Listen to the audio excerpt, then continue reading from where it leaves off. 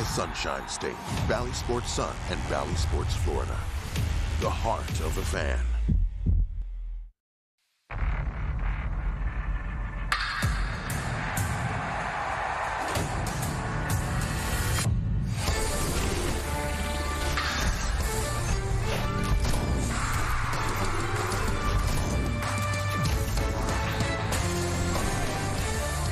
Rays baseball on Bally Sports is presented by Baycare. Tonight, the Rays homestand continues. This will be game 2 of the Rays playing host to the Kansas City Royals. Well, again, everyone, welcome to an evening of Rays baseball with Brian Anderson, Dwayne Stats. Good to have you looking in tonight as the Rays will try to get back on the winning track, dropping last night's game, a 2-1 contest. And even though there's a lefty on the mound tonight, the Rays are going to have Joey Wendle in the heart of this lineup because recently Wendle has been hitting righties and lefties at will.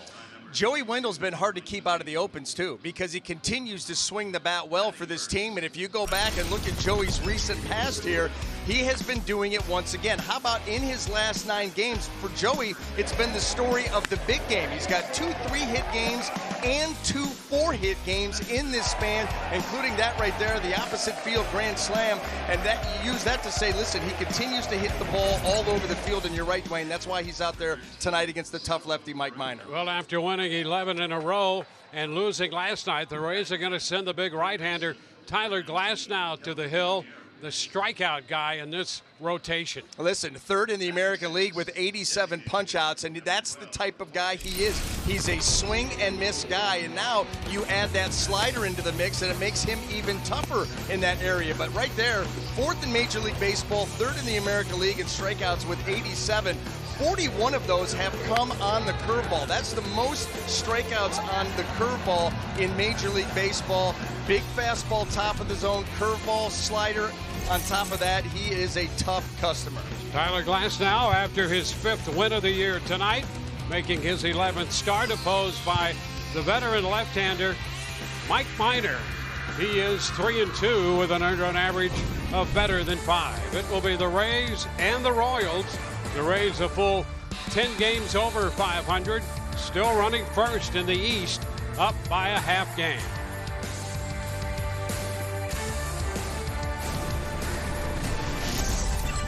Bally Sports is brought to you by Baycare, Humanity at Work. By Frontier Communications, don't go it alone. By your local Ford dealers. And by the Aggressive Attorneys, Winters and Yonkers. Rays and the Kansas City Royals coming up as the Rays look to get back on the winning track.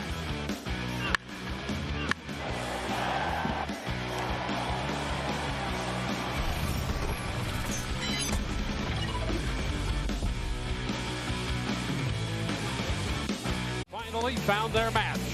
Brad Keller silencing the Tampa Bay Bats and snapping the Rays' 11-game winning streak. Tonight, right-hander Tyler Glasnow goes to the hill in Game 2 versus Carlos Santana and the Royals. Well, the Rays will try to pull even in this series against Kansas City, and at the same time, look for their 12th home win. They are 11-13 at home after going 19-7 on the road.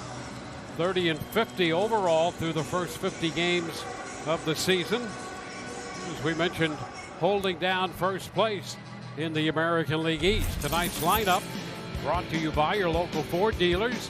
Whit Merrifield's going to lead it off for Kansas City. He'll be in right field tonight, followed by the switch hitting first baseman Carlos Santana. Benintendi's in left hitting third. Perez will do the catching. Kelvin Gutierrez is at third, hitting in front of the designated hitter Jorge Soler. Mondesi's the shortstop. Dyson will be in center. Nicky Lopez will bat ninth and play second base. Well, our starting pitchers are presented by Baycare. For the Tampa Bay Rays, it's going to be their big right-hander Tyler Glasnow, making his 11th start of the season. ERA 2.90. The 87 strikeouts we talked about in the open. That is good for 4th in Major League Baseball. Done all of that in 62 innings of work.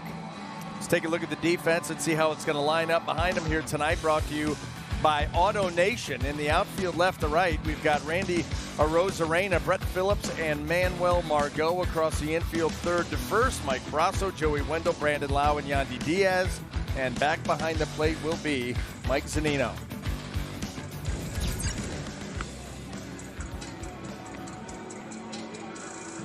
No, Kevin Cash and the Rays. Kevin overall 484 wins. His managerial record to go with the 436 losses, 7th season as the manager of the Rays. And boy, it has been a great run. Continues to be that for Kevin Cash. And Mike Matheny, after managing the Cardinals on the other side of the state of Missouri, now in his 2nd year as the manager of the Kansas City Royals. So just a straight stretch out I-70 to Kansas City for Matheny. And Tyler Glasnow all set to go to work here against the Royals, who have gotten to the 500 mark with last night's win. Kansas City 23 up, 23 down. And here's Whit Merrifield to lead off. 250 on the year. He was exactly that last night, 1 for 4, and up a little over 330 in his career here at Tropicana Field. First pitch of this game is a fastball, and it's a called strike. So we are underway with Tyler Glasnow on the hill for the Rays.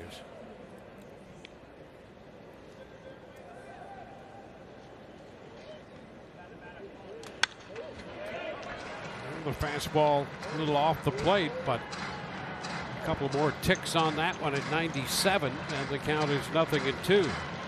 Just trying to settle into this game, and Tyler Glasnow does have that explosive fastball that will average around 97, 98 miles an hour. This one bounces in and skips all the way to the backstop past Mike Zunino and Chris Siegel, who's calling the balls and strikes. And that ball came slipping out of there. That was going to be a curveball, and it looked like he just lost the grip on it. Keep everybody loose. Try that again. And there's a swing and a miss. Comes back with that breaker. Nicely done. Yeah, you could see that one coming. After he spiked that first one, like, wait a minute, let me get this thing right. Look how long that stays in the zone, right about thigh high. And by the time that the swing is complete, that ball right down there on the dirt, Merrifield empty. Well, Merrifield loves the fastball. Here's another guy, Santana, who likes the fastball. We'll see how they approach top 2 hitters in this lineup. Fly ball into left. That's going to be caught by Arozarena. 2 up and 2 down. Well, you see this from most teams, and the Royals will be no different. They're going to be aggressive against Tyler Glasnow because you just don't want to get to 2 strikes against him. That's where he really has you at such a disadvantage. So teams go up there and they're looking to swing at close pitches early in the count. Andrew Benintendi in the 3rd spot, hitting .283. And he shoots it into left center field. Phillips on the run, and he got there! Phillips runs it down in left center field. Great acceleration by Brett Phillips, and a backhanded grab. Boy, stamp that one with a star already. I didn't think first inning. Randy Arozarena is going to lead it off for the Rays. Take a look at the starting lineup presented by your Ford dealers. Arozarena followed by Yandy Diaz, and then Austin Meadows DHing. It'll be Margot, Lau, and Brasso down the middle, with Wendell, Zunino, and Brett Phillips rounding out the Rays lineup card. Well, our starting pitchers are presented by Baycare for the Kansas City Royals here tonight. It's going to be left-hander Mike Minor making his 10th start of the season, 3-2 on the record, ERA of 5.14, just over a strikeout an inning, 17 walks. Coming off of a start against the Tigers and went 6 innings, gave up 10 hits, 4 earned runs, no decision in that ball game. And here's Arozarena. He swings and lifts a high popper.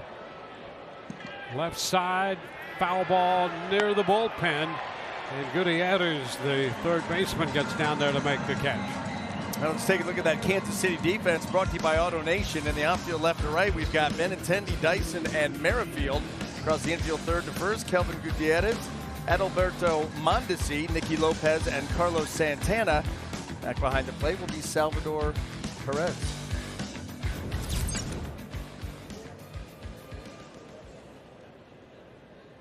Yandy Diaz, who's playing first base tonight, stepping in.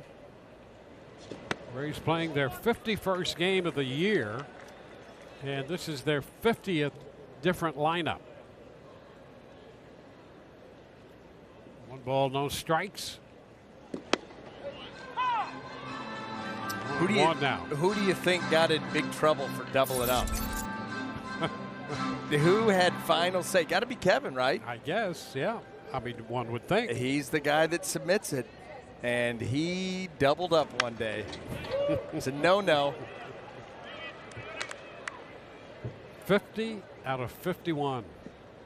I want to know. I want to know the lineup that was the same one time. You know, that's more difficult than working a very tough crossword puzzle. Think about it. Yeah. You only have so many names to work with. and yet you know that it's done with a chuckle. Got him again. There's a wave and a miss, had him out in front. 2 up, 2 down. Take a look at this. Yep, this is a traditional circle change. It's got a Bugs Bunny look to it. Not a lot of sink, but there's a little bit of fade there, and just the change of speed is what Minor relies upon. And in regard to that Bugs Bunny change, it did seem to just hover there. Yeah. And then pop into the mitt of Salvador Perez. That's the pitch that really put a number on the Gas House Gorillas. It's mesmerizing. It was.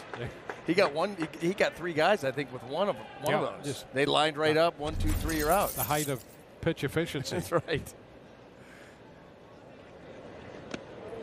Meadows checks. That's a ball. It's 1-1. It's interesting right there when you look at his pitch selection too. You talk about trying to keep a lineup guessing. You know, even the curveball at only 18%. That's still used enough that you have to factor it in to the game plan.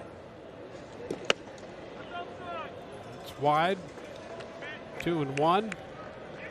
That's where he's not gonna. He's one of those guys that again he's not gonna blow you away and light up the radar gun with velocity, but he has that mix. A lot of different looks, a lot of different pitches. And now he falls behind Meadows. 3 balls and a strike.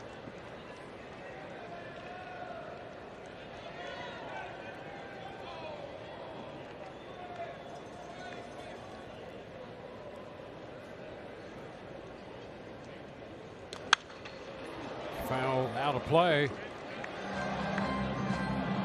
Near the upper deck and back down below. You know, you see that fastball too. It almost looks as if there's just a little subtle cut to it. In that 89 to 91 range, just very subtle. It's not big, and that might not even be on purpose. 3-2 and up with the fastball and a chase up there for out number 3. 2 strikeouts. We go to the second, no score. And we'll key in on Rich Hill, who was so good last night. And I'll tell you, it was just a shame that he had to come out on the losing end of that game. Yeah, I mean, he was so good, and we saw it early. I mean, he really flashed that in the first inning. And look at the list that he joins. Fellow lefty Randy Johnson. Yet Gaylord Perry, I mean, on that. And Nolan. Yep. Well, how about this, though? This was great. You got last night, and then you've got this. Yeah. Or 13 times. You're 41 plus, and then some 13 times. That's absurdity. I mean, how about a guy in Nolan Ryan that comes into the game as a power pitcher and leaves the game as a power pitcher? 27 seasons. Yep. 27. Yeah, and I think that last pitch, you know, the elbow wasn't exactly sound those last few years. Right. And the last pitch was, I think, 94. I think you're right. Yep. I mean, and that's 27 years into it. Remarkable. But getting back to Rich Hill, we saw it. That was, I think that it was his liveliest fastball. There's no question. And I think that's why he was leaning on it so heavily early. Like, hey, this thing feels good tonight. It's got some jump. And he was really heavy with that pitch, then started mixing in the curveball, and he was just dynamite. And like you said, to go pitch as well as he did, he saved the bullpen, or at least gave them a day to kind of, you know, rest up a little bit. 13 punch outs in 8 innings. How about that? 27 swing and misses. Just an incredible job. It really is an incredible job. Ground ball down to third, diving stop. Brasso up and out with the throw to get Brasso. Perez out number 1, and Brasso with a great catch. Pick up down there, stretching out. And now you got to finish it. Nice strong throw. Perez not that fleet of foot, so you make the play. Now take your time. Be on target with the throw. That's 2 really good defensive plays by the Rays already in this game. Yeah, Brett Phillips, we haven't had time to look back on that, but we will, because that was some kind of catch he made out there in left center field. Gutierrez takes a strike. So a couple of outstanding defensive plays. The one here on Perez by Mike Brasso to get his man. Foul ball there, and it's 0-2. I'll tell you who's been victimized already in this series. Last night, Benintendi had Kiermaier make 2 great catches against him in center field. And first time up, Benintendi victimized by Phillips on a catch that was absolutely outstanding. Did he go? Yes, he did. Gutierrez out on strikes. Out number 2, strikeout number 2. Well, pick your poison. That pitch down in the dirt, he did go a little bit too far. As you asked down there, Zunino, everybody getting the answer they wanted. Glasnow, he's got that ability between the fastball, the slider, and the curveball to be able to put you away with any of the 3. Jorge Soler takes the pitch down. Soler with big time power. Contact has been his issue. 0 for 3 last night, a couple strikeouts.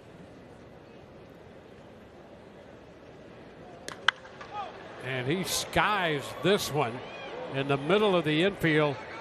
And here comes Brasso. Boy, talk about concentration to come in there and catch that high pop up. 1, 2, 3, no score. Impressive defensive plays from Mike Brasso. He is back in the lineup today. You may remember in Dunedin in the final game, he limped off the field because he was spiked by the Blue Jays pitcher. And guys, he actually split 2 of his toenails. He just split them when he was spiked by the Blue Jays pitcher, of course, unintentionally. We chat with Kevin Cash about that. He said, yeah, that couldn't have been a good feeling to have 2 toenails split. Brasso said it wasn't fun, but he's fine. He's good to go today and back in the lineup. But guys, that's something that will kind of make you cringe because it couldn't have been pleasant, but he's tough, back in there playing with 2 split toenails, and some pretty impressive defense there, guys. Yeah, great job on a couple of those plays, one off Perez, and then that high popper. Just the concentration on the pop-up by Soler to there's a lot of impediments up there. Middle of the field, that ball was hit straight up, way up. Get the speakers in play, rings, support staff. All kinds of problems up there. There is a lot. We should probably have a meeting about it, Dwayne, or at least send out an email. Yep. That would be rough, though. Split toenails, that's just gross. Oh, here's Minor trying to throw out Margot. No chance. Minor getting off that mound to come up with that ball and then turning. Couldn't get much on it. With Margot's speed, there really was not a play to be made. No, yeah, that's why he probably should have eaten that. But as a pitcher, you know, you're trying to make a play. Good hop off the mound, but like a swinging, chopping bunt. And right there, there's just, I mean, Margot's well past the bag already. Nothing he could do. That was just out in no man's land.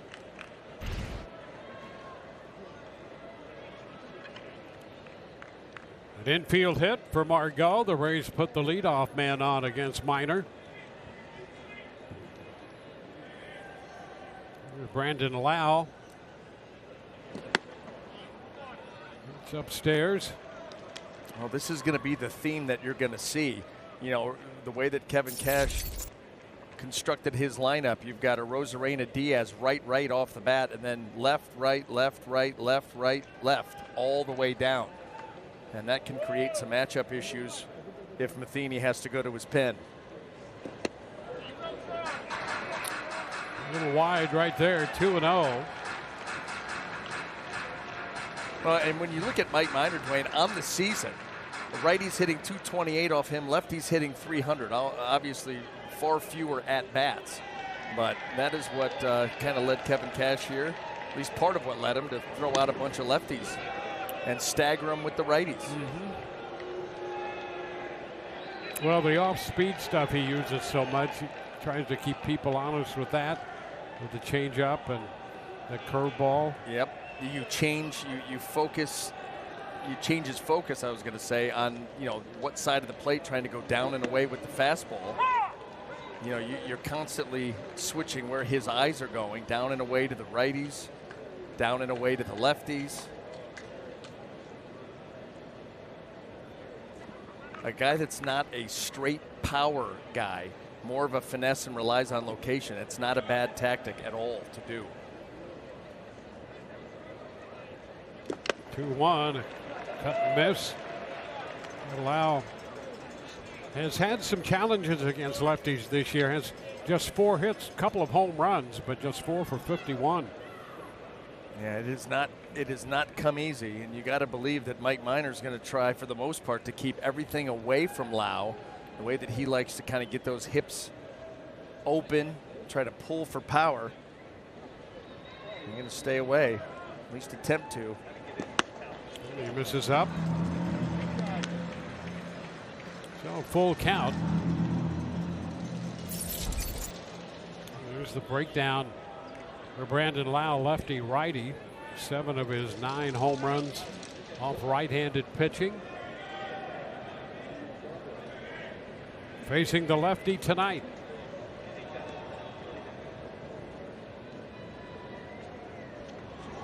And a cut and a miss. He goes upstairs and gets him.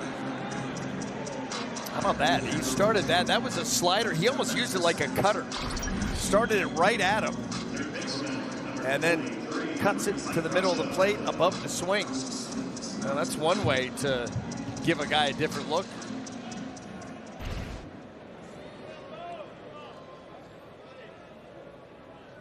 So 1 on, 1 out. Here's Mike Brasso.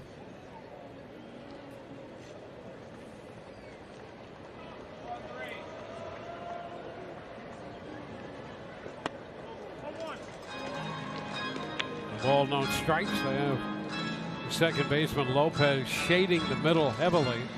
Still on the first base side, but to take away anything up the middle. But I'll tell you what, that gives Brasso a lot of room on that right side with the runner being held on by Santana. Got a big hole. And you think about where Nicky Lopez is, way up the middle, and then Santana there on the bag.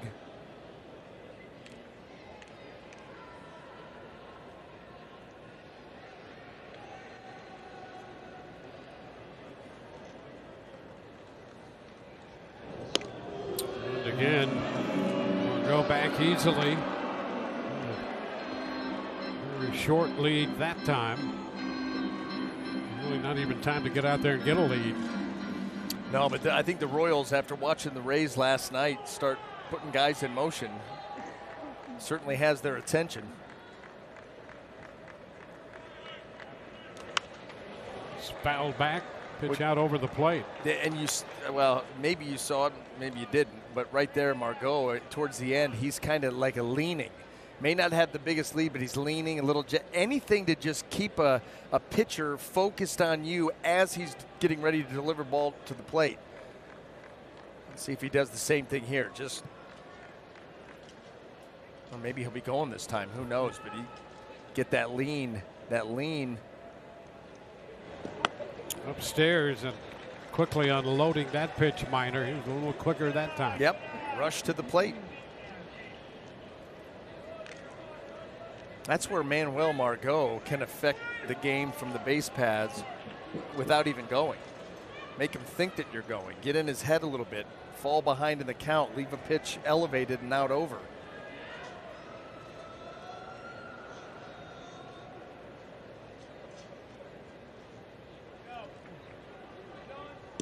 And up again. It's 3-1. Yeah, that's a great little game over there. It is. He's leading every time. Yeah, and you know what? And where the left-handed pitcher has the advantage because he's looking at him, well, he's looking at him. Yeah. he's taking all of that in. So, which means the distraction quotient can go up. It can.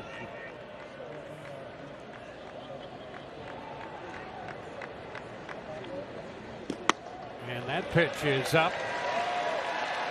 So the walk. And you're right, you almost have to give Margot part of the credit for that because these last few pitches were rushed out of the stretch. Yep, and you can see him trying on that last delivery to stay over the rubber just a little bit longer and still wasn't able to. So a little assist there by Manuel Margot. I'm going to tell you something else too. We already talked about it, but a little assist to Kevin Cash on how he's constructed the lineup, constantly changing the sight lines of Mike Minor.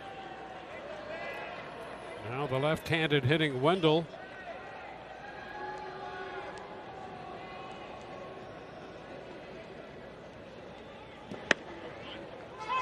That's a strike on the corner.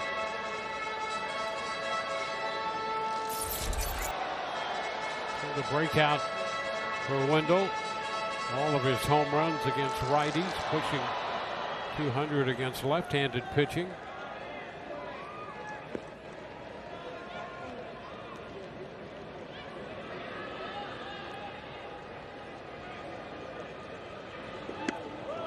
He's out in front right there, swinging over that breaking ball. Yeah, Joey was completely flummoxed by that pitch.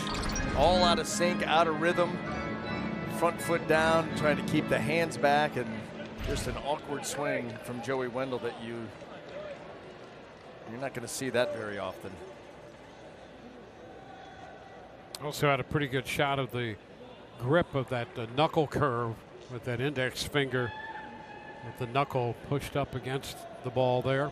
And all that's designed to do is when you spin that ball and it comes out of your hand, it's rolling over one finger instead of two. You're just getting that index finger out of the way. And Ooh, look out into the Rays dugout there. Sinker in, quick pull, and then whose fault was it? Who should have had it? They're blaming Yarbs. I'm going to stay back here.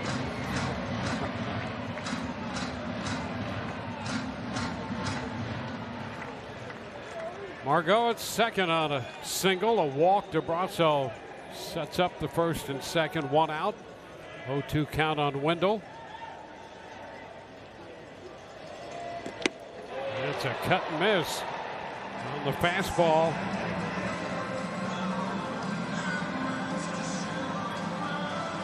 Well, strikeout of Wendell. That's 4 strikeouts already for Minor. Now that four-seamer really right out over the heart of the plate, but with a little bit of elevation there, at least as far as the swing goes. It was over top of that. Four-seam fastball. But now you've got the power of Zunino coming to the plate, Dwayne, and I'm feeling pretty good right now. 11 home runs for Mike Zunino. Feeling pretty good, and it has nothing to do with what's in my coffee. Takes a pitch a little bit upstairs. Well, the Home Depot getting more done, and I think that would apply to Mike Zunino against left-handed pitching. 6 home runs and that .895 slugging percentage. He has been on point this season, swinging the bat for power. We're down, popping away from Perez, but not far enough to give anybody an idea about moving. I think the thing that's been most impressive too, 11 home runs, yes, that gets your attention, but again, his playing time has been limited by Francisco Mejia, who's been getting a lot of time. So it's not like Zunino has done this as the full-time guy, and he still leads major league catchers with the 11 home runs. 6 home runs in the month of May. We've still got a few days left.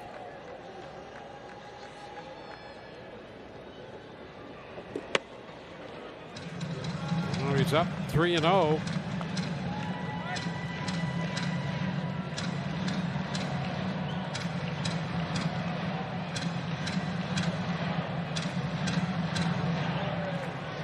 Boy, he's hit some long home runs too. There were a couple of those home runs he hit in the Mets series. We had 2 in that series that were 450 plus. I think one was 472. Yep, that's right. Jeez. Now 3-0. Swings and pops it up. That's a foul ball and is headed out of play. And immediately, it didn't make any difference to Salvador Perez. He had no idea where that ball was. Nope. And look where this pitch ends up. There's that little cutting action that we were talking about earlier on that fastball, and it cut right to the middle of the plate. Royals are fortunate. See if we can get another one. 3-1 now.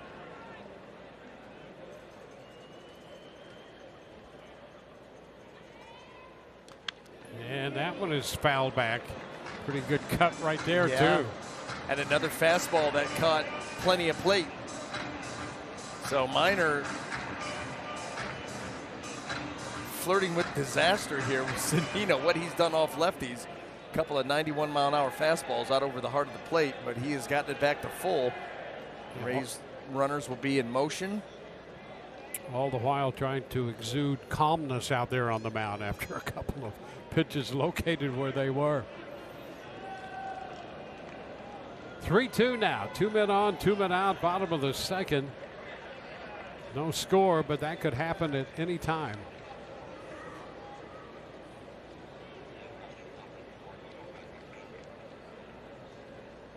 And here we go.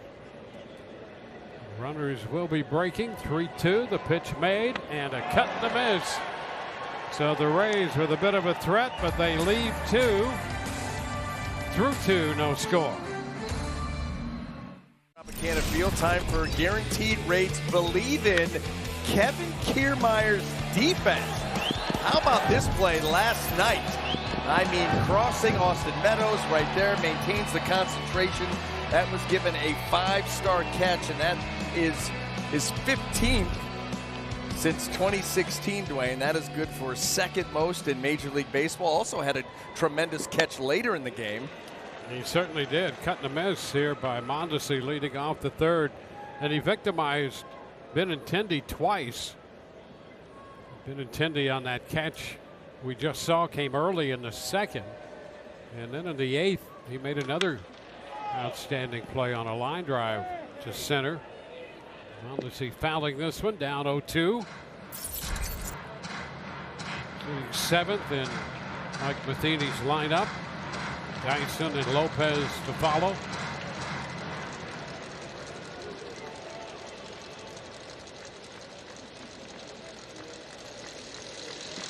Upstairs, Kansas City just getting Mondesi back off the IL. He had a strained right oblique that kept him out until, well, here we are, last week of May. I'll tell you, speaking of that, the guys that are going down to injury so far this season around the league, it's alarming. You would expect that later maybe in the season, right, because of the short season last year, but this is still early. You're 50 games in.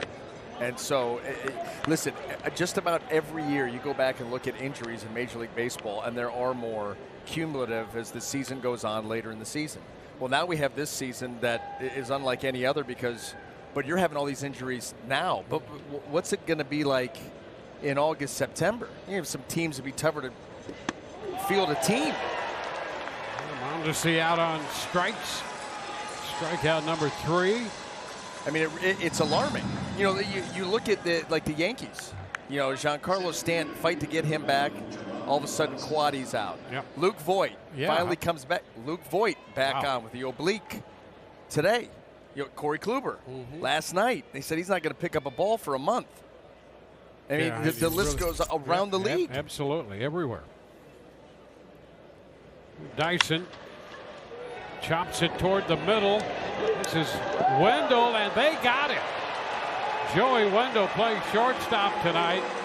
That is not an easy play. Listen, Dwayne, Dyson runs. I mean, is there anybody faster in the game? Not many, if there is. Look how quickly he's got to get rid of it, and look how close it is. Boy, glove and fire. And how about Diaz? I'll tell you, that's a nice job on the receiving end as well. Yeah, that was not a real easy hop. There's Dyson getting down the line, and Diaz maintaining contact with that bag while picking that scoop. Is that redundant? Picking that scoop? No. It felt a little. Yeah, oh no. Okay. That's fine. You could scoop in different ways. I just used a couple. Lopez looks at a strike, and the count is 1-1. Yeah, a great job on both ends of that play by Wendell in a number of ways, getting to the ball, gloving it. He was off balance. And then the throw, and on the receiving end, Diaz, because of where the throw was off balance. Scoop, stayed on the bag at the same time, and all of that to get one of the speedier guys around. So Dyson's out of there. 2-1 the count to Nicky Lopez. Ground ball. Diaz to Glasnow. Nicely done. Well, some good defense here on display. Bottom of the third coming. No score. Brett Phillips will open the bottom of the third inning. Rays and the Royals going at it tonight, scoreless. Brett's already made a great play in center field. Lefty on lefty. Fastball, he misses that one away. Well, 5 strikeouts, including 3 in the second inning for Mike Minor.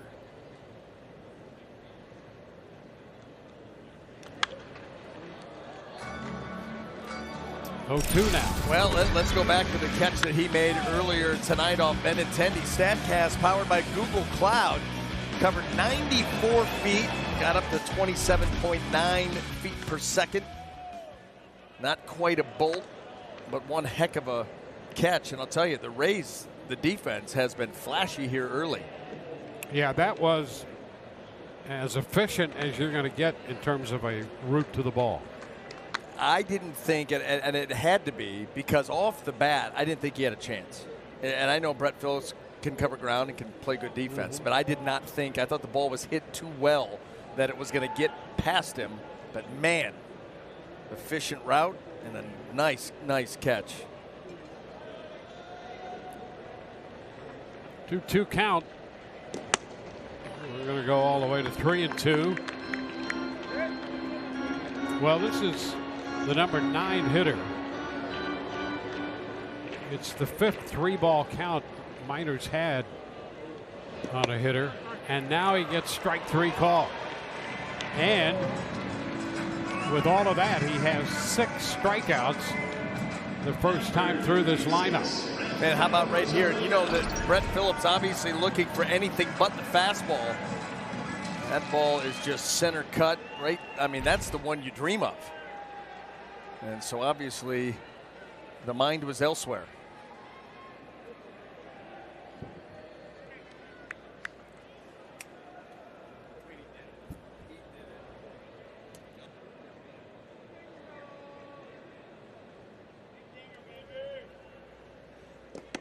The first pitch taken by Rosarena. Short on that bat a little bit. And that brought Gutierrez in a few steps.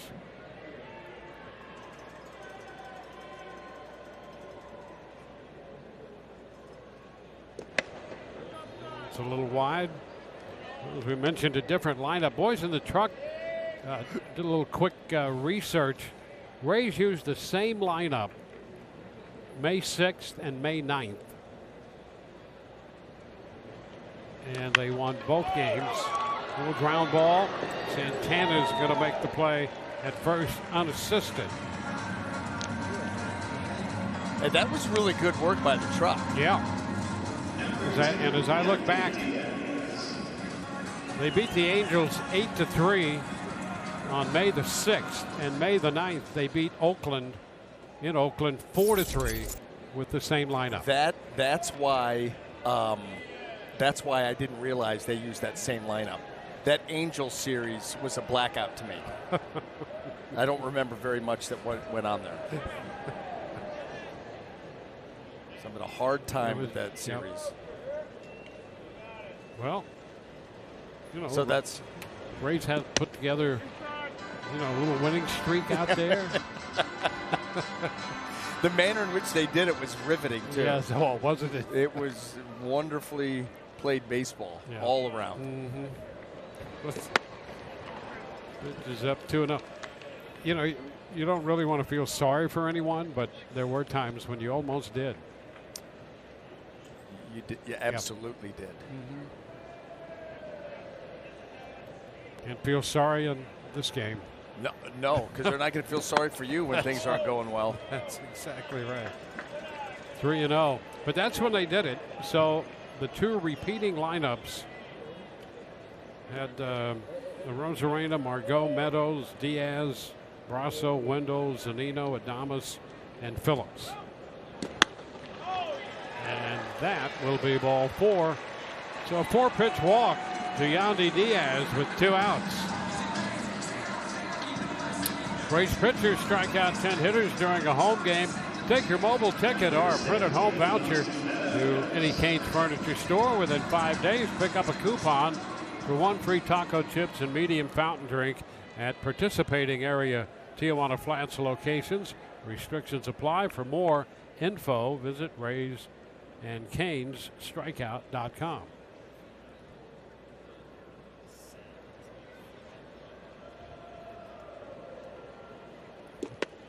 Austin Meadows takes ball 1 outside.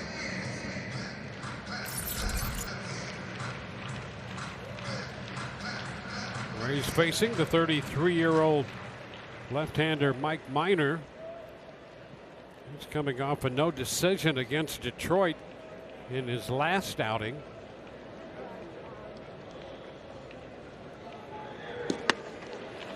Pitch is high, 2-0. Minor worked 6 innings against the Tigers. Gave up 10 hits and 4 runs, including a home run to Miguel Cabrera. Had a no decision in a 7-5 loss, although there were those in the Kansas City camp thinking that he pitched extremely well. Was kind of a hard luck pitcher in that game. I would probably venture to tell you, just going off of personal experience, and Mike Minor probably similar in self-evaluating. Mm-hmm. You go 6 innings, give up 10 hits and 4 earned runs. Yep. You are not at all happy with that outing. There's nothing tough luck about that. That's just a rough outing. There's a strike, 3-1. I tend to agree. Yeah, you don't go home and say, boy, I can't believe, how'd that get away from me? Mm-hmm. I'll tell you how it got away from you. You gave up 10 hits in 6 innings and 4 runs. That's going to lose a lot of games. And you didn't lose. Team ended up losing, but yeah, that's not. Full count, foul ball now. I wouldn't feel that way. Yeah, It's just one man's opinion. I got it. What does it even matter? I know. Now, can I tell you who's a tough luck loser? Rich Hill. Oh, absolutely. That's a tough luck loser. That's right. 8 innings, 2 runs, 13 punches. That's right. That qualifies. Not 6, 10, and 4. Sounds like the local lottery. There's ball 4 inside. So with 2 outs now, back-to-back bases on balls. Well, Mike Minor right now starting to lose a little bit of range. Maybe, I'll tell you, I do know this too, and that walk to Yandy Diaz, there were a couple of pitches in that at-bat that Minor was not real thrilled about with Chris Siegel back behind the plate that were very similar on the edges of the strike zone that he didn't get. I think that's why he's getting a visit right now, try to calm him down and get him refocused. Well, there's Siegel, 38 years old. He joined the staff full-time in 2020. And how about that in his debut? He's up as the one. That was his first year as a call-up umpire, 2014. And he's got 13 ejections going for him. Dwayne, that's what I was actually checking. We need to reconfigure the telestrator because that's what I was going for. Yeah. And it didn't end up there. I wanted to save the best for last. I thought I was doing something really good there, and I looked up and I'm like, I'm not even close. Here's Margot. First pitch is a strike.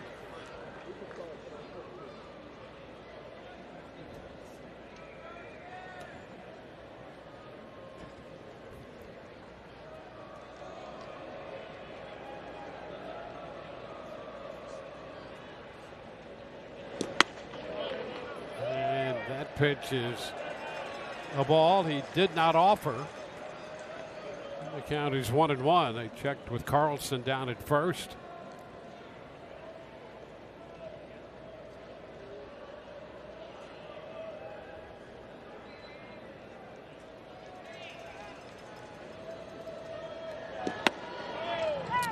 And a strike makes it 1 ball, 2 strikes. And that's his changeup, Dwayne. We showed it before. He got a strikeout on that pitch, but there is not a lot of difference in the velocities. 4 or 5 maybe. Yep. You've got to be fine with that pitch if it's that close to your fastball. Up and away with that one. 2-2. A little extra on that fastball at 92, but he's usually 90, 91.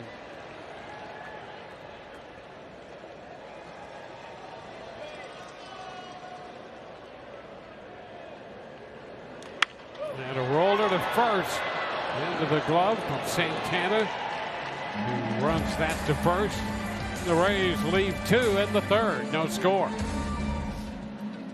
Pot stat as the Rays and the Royals move on to the 4th scoreless. And you can take a look at this streakiness that the Royals have experienced this year. 16-9 start, and then 11 for 11 in the loss department, and then back to win 7 of 10. Yeah, and look at the runs. That's where he jumps out, that 11-game losing streak. They couldn't score, and they were giving up a boatload. But then they turn it around and, win 7 of their last 10 against some tough competition, beating some really good pitchers and teams along the way, winning the game last night with the way that Rich Hill performed. Yeah, that's a big win for this Kansas City club. To beat a guy who pitched as well as Hill did and hold the Rays to 1 run. Yeah. I mean, they're feeling pretty good about that win. They should. And not only do you beat Rich Hill on a night like that, but you stop a team's 11-game winning streak. They could do no wrong. Breaking ball takes care of Merrifield. Boy, that is just not picking up the spin very well. Merrifield just kind of a haphazard swing here. That curveball so tight, just trying to reach it and foul it off by the time that swing was over. And Glasnow picks up another swing and miss. Yeah, that was pretty much a repeat of the first at bat for Merrifield to open this game.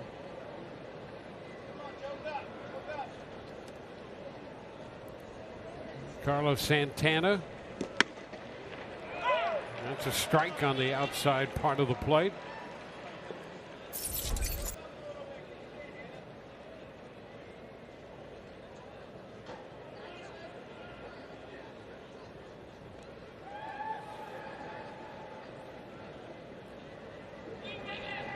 And is quickly ahead.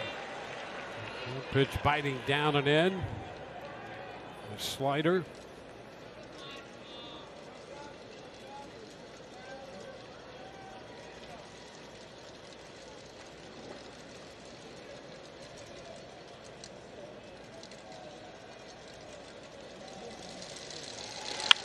On the ground, short right, the throw back to first. Well, the Rays' defensive setup contributes to that one. Brandon Lau out there to get Santana. Well, let's give this a try here, Dwayne, and this is what we're talking about. Yeah, see, it's I swear to you, I circled him. My goodness, Brandon Lau. But how about the throw? That's the thing. He's got a long throw across his body all the way over there to get Santana, and I'm officially putting the telestrator out of its misery tonight. It's 2 up, 2 down. It's like sabotage. Yeah. I did a tele check. I was witness to it. Yeah, and it was good. Now I circle the guy, and it looks like I'm doing it in the dark. One strike here on Benintendi. He missed the slider. Now he's down in the count. 0-2. Benintendi victimized in the first inning on that great running catch by Brett Phillips in left center field. 0-2 on the ground. Short right. Lau again.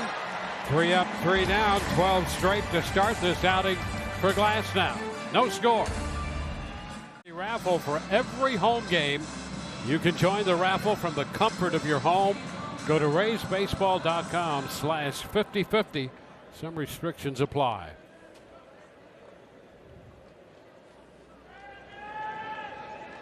Brandon Lau, who was busy with a couple of ground balls in the top half of the fourth, leads off the home half of the inning and hits one on the ground.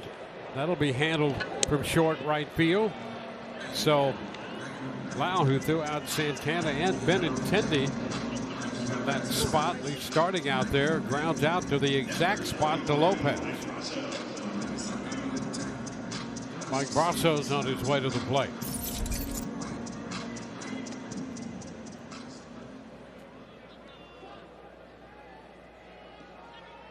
Brasso drew a walk, the first of 3 given up by Minor.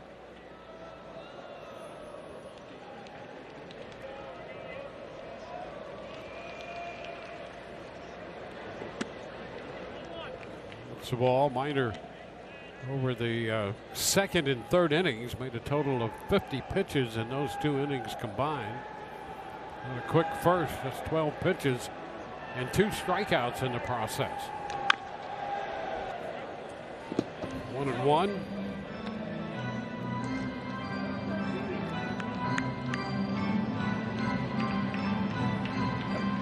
Minor out of Tennessee.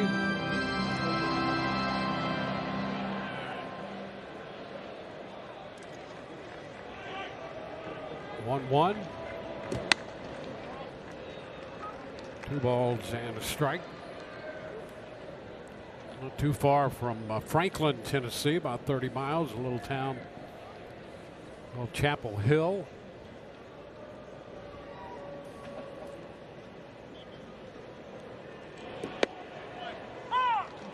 It's a strike, 2-2.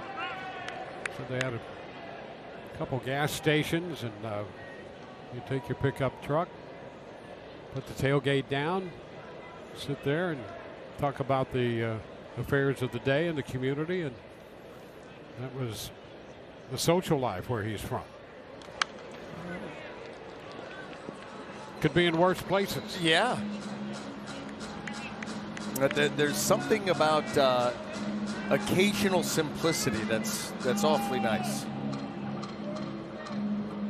So there are 2 stoplights in town. That's really nice. Oh, yeah. Just to have 2. Just 2. And you know that there's a lot of different ways to miss them. 2-2 the count here on Brasso. And he takes this one down.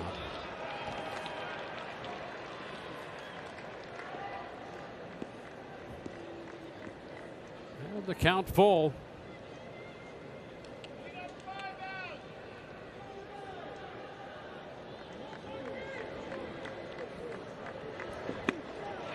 And that's ball 4. So he draws another walk, 1 on with 1 out. We'll hear from our friends from the Home Depot. Avoid extra innings when you buy online and pick up orders at the Home Depot store nearest you. Thousands of products ready in hours.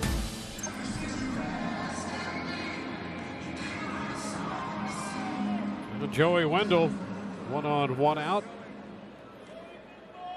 Brasso walked in front of Wendell in the 2nd inning. Again here in the 4th.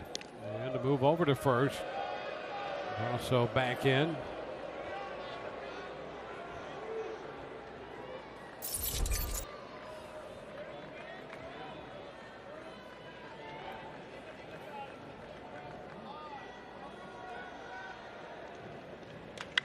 Ground ball right side, diving stop. Santana's going to go to first with the toss, and Miners there to cover. Up to second goes Brasso. 2 gone with a man in scoring position. I'll tell you what, these pitchers here tonight are being supported by the guys behind him. How about this? Carlos Santana flashing the leather. Backhanded stab right there on the dive. Leaving his feet now. You got to complete it. Right on line, or right on time, I should say, to Mike Minor. Guess it was right on line, too. Well, we have another situation here in the 4th for Mike Zunino. 2 outs. Brasso's at second. Zunino out on strikes in the 2nd inning. Well, we've had 1 hit in this game. We're in the bottom of the 4th. The Rays have drawn a number of walks. 1 in this inning, 2 in the 3rd, another one in the 2nd. So they have the 1 hit in the game and 4 walks. They've left 4 men. The Royals talk it over. Hey, the MLB Ballpark app completes your next visit to Tropicana Field. Buy and manage game tickets, redeem offers, access exclusive content, and a lot more. Download the MLB Ballpark app.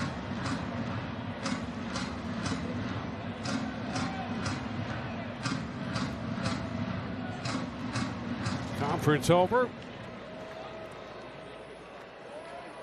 And here's Zunino.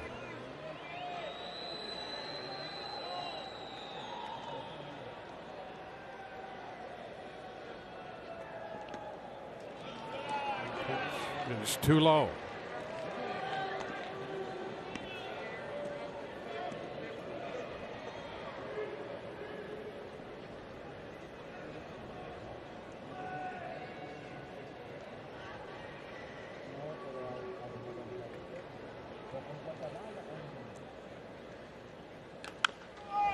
Fouled.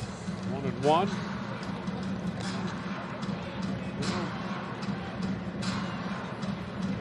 3 wins, 2 losses, a .514 earned run average coming into this game. Rays left 2 men on base in the 2nd. They left 2 men on in the 3rd. Have a man in scoring position here in the 4th. That's a liner and a base hit into left. Brasso's going to turn 3rd. The throw will not be in time, and the Rays take the lead. Brasso scores from second as Zunino comes through to make it 1-0.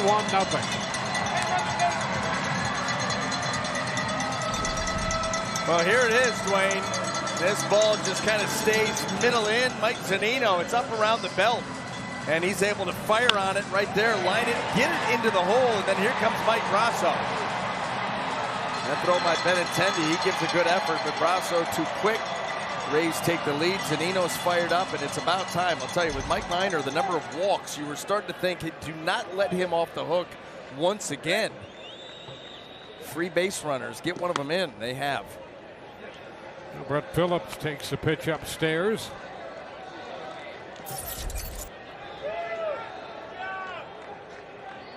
It's been a productive month of May for the Rays.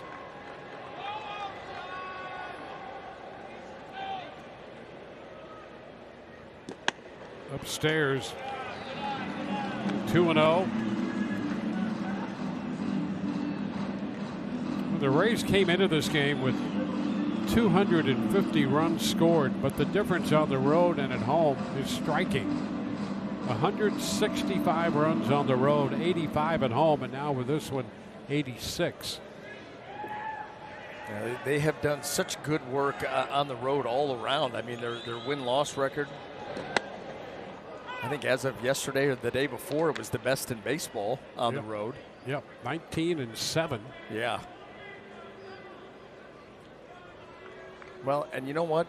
This should be a tough place for visitors to come in and play. And so you'd like to see it get back towards the norm here. You may not be able to keep that pace up that you have going on the road right now, but you certainly can tidy up home. Yeah, and in an odd sort of way, it's kind of an optimistic way to look at it, because you figure they have to fare better than 11-13 over any 24-game stretch at home. Yeah, for sure. Too good. Phillips is out on strikes for the second time tonight. Rays score on the base hit by Zunino. It's 1-0. Mike Zunino just drove in the only run of the game, and he is having a career year so far. As his teammates and coaches describe it, he's tearing the cover off the ball, specifically his strength and his power. And I chat with Mike a little bit about what's been behind that. You remember that home run he hit at earlier in the season with the highest exit velocity in all of MLB to that point. He said, you know, it's funny because I actually scaled back on weightlifting. He said I focused more on my flexibility and mobility. He said a lot of it has to do with efficiency of the swing and his body being more relaxed and flexible. But guys, he also added, listen, I have 2 kids who are getting bigger. I'm holding them a ton. My son's big and my daughter isn't small either. He said I've done more lifting of those 2 than anything else. So guys, he traded in weightlifting for lifting his kids. Whatever works when you're hitting with the kind of power he is. Well, it's whatever he's doing, we want him to keep it up. You know what? I think there's something to that. Yeah. Right there, that sounds like the new fitness craze. Flexibility and dad strength. Yep. Done. There you go. Flexibility and dad strength. Well, I'll tell you one thing. The flexibility is going to help speed up your bat. You know, it's not all about being muscle bound, and it's about, you know, he's got enough natural strength. It's about that bat getting through the zone quickly. Yep. You know what I mean? Bat speed with his strength, dad strength, the ball's going to go. And Perez strikes out on the curveball right there. So another strikeout for Tyler Glasnow.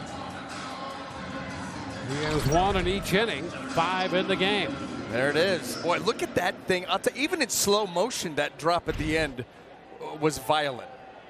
Yeah, and it was great spin in slow-mo. Yeah. Yeah. When it's still blurry in super slow-mo, you're spinning a curve. And there's a fastball, 97. Gutierrez trying to catch up. Strike 1.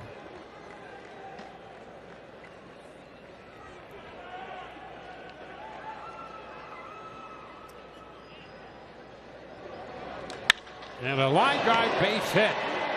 Into right. Margot's got to make the pickup out there. A fastball, and Gutierrez hits it the other way, picking up the first hit allowed by Glasnow. So 1 out into the 5th inning. Here's hit number 1 for Kansas City. That ball was belt high on the outside part of the plate, and that's all you got to do is just reach the bat out there. Don't have to try to do too much. You certainly can't try and pull this pitch. You just get the barrel to it, and you get it in the outfield. Soler, a little piece of that slider, a foul ball.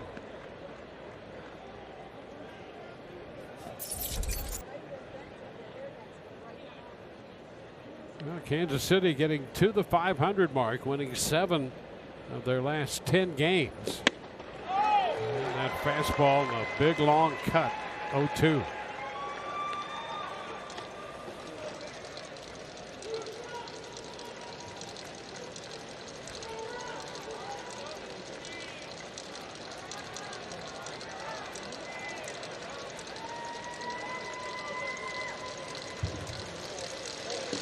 And that's going to be strike 3, 98 on the corner away. Soler caught looking. 2 gone. Well, Dwayne, another strikeout for Tyler Glasnow, and with Adalberto Mondesi coming to the plate, let's take a look at the scouting report on him, brought to you by Papa John's. Missed the first 45 games with that strained right oblique coming out of spring training, but back with a bang. Had 2 doubles last night, 2 extra base hits, 1 from the left side, 1 from the right side, and significant because if you go back into last season, Dwayne, that's now 4 games in a row. He has had Okay. There you go, base hit up the middle. I haven't been able to get through a scouting report about a week. But anyway, multi-hit, extra base hit games, 4 in a row, and that's only the 3rd time that that's been done, in the last 13 seasons. I don't think I believe that, actually. But I think the second part of that was select company, and you're the one that's got all the particulars. Well, there's a lot to be said about all that. And you know, if we had a rain delay, we could get into that. But they're likely not to have one here. There's a strike to Dyson. So with a couple men on, 2 men on, 2 men out. Anyway, he's had a nice streak going, and it's pretty significant. Yeah, they were able to connect such luminaries as Paul Goldschmidt, Adrian Gonzalez, George Brett, Alvin Dark to all of that. And that goes back over 70 years. So it's not something that you can do in a matter of 90 seconds. No, but I'm still stuck on, extra base hits in 4 straight games. I mean, that's impressive. Don't get me wrong, but is that historic? It dates back into last year. So now you've taken it from last night to last year, and then they got all the way back to somehow 71 years ago. That's someone who needs a hobby outside of the game. How about this pitch that just missed? Fans don't like this call. Slider just off. Close. Zunino presenting it well. He did. Between Zunino presenting it and Glasnow hopping off the mound, that got the crowd into it. A little tapper right side. Glasnow off the mound to first before he heads to the dugout. 3-1 on that play. 2 men left. Rays lead it 1-0.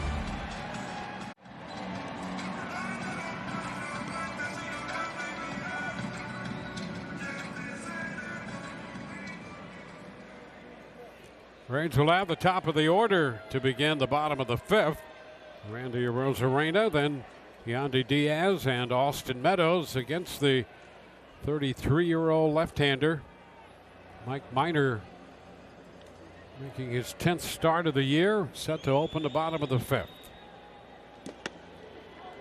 And that's a strike on the inside edge. Arozarena looking for his first hit. He's fouled out, grounded out.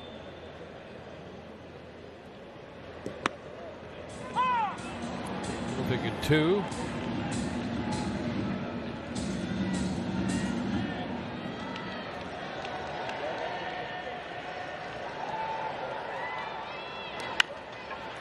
Tap, third base. Gutierrez, a little problem down there. So Gutierrez will be charged with an error. You know, that ball, Dwayne, as it popped up off right where the dirt and the turf come together. Watch this ball come down right there, and it kind of hops up on it and almost handcuffed him.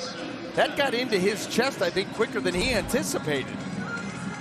Boy, that is, I'll tell you, between the walks and that play right there and another base runner to lead off an inning, boy, oh boy. You'd like to see the Rays put something together here. Diaz takes it foul up the right side, out of play. Well, the Rays have had men on base in every inning except the first.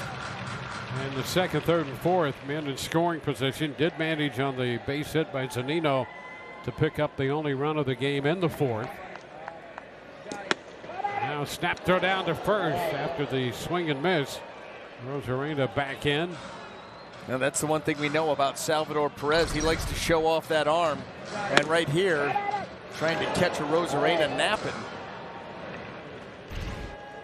I'll tell you, that right side of the infield, it's got to look big to Yandy Diaz, who likes to go that way.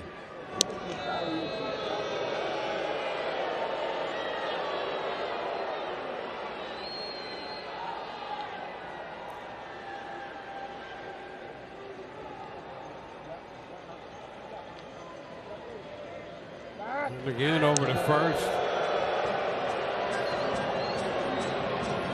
Fans becoming a little impatient with Minor's move to first.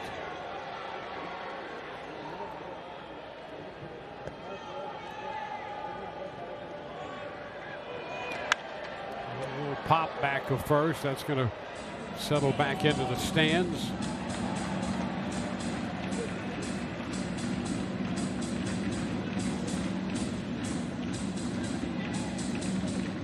.33-year-old left-hander, originally in the Atlanta system.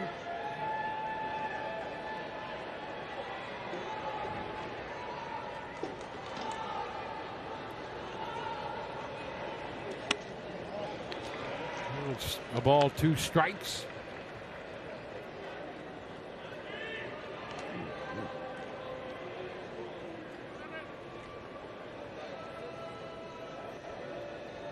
He's holding a 1-0 lead, bottom of the 5th. Leadoff man reaching on an error.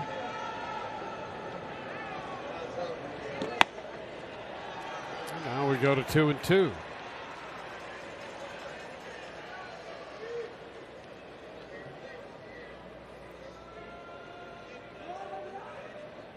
Blue Jays and the Yankees postponed because of bad weather.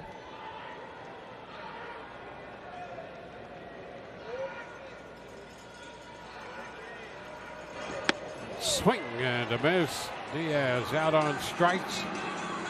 Second time tonight, Minor has gotten him with a change of speed. And this right here, change up again, the circle change, and it stays right out there at the belt. How about that? Getting him on a change up where it's above the swing. You don't see that very often.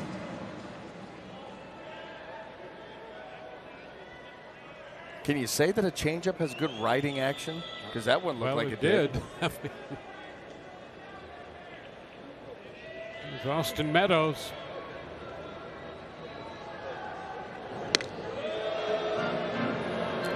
Again over to first.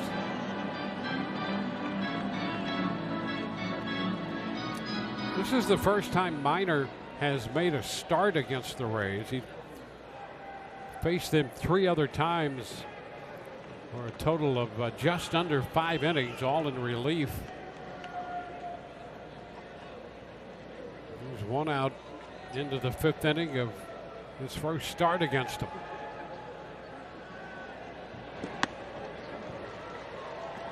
Strike 1 on the miss by Meadows.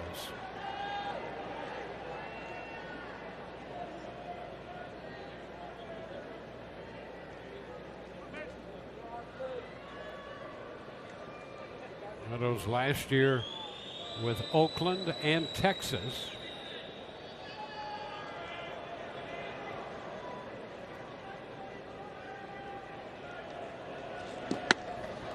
And he's ahead of Meadows.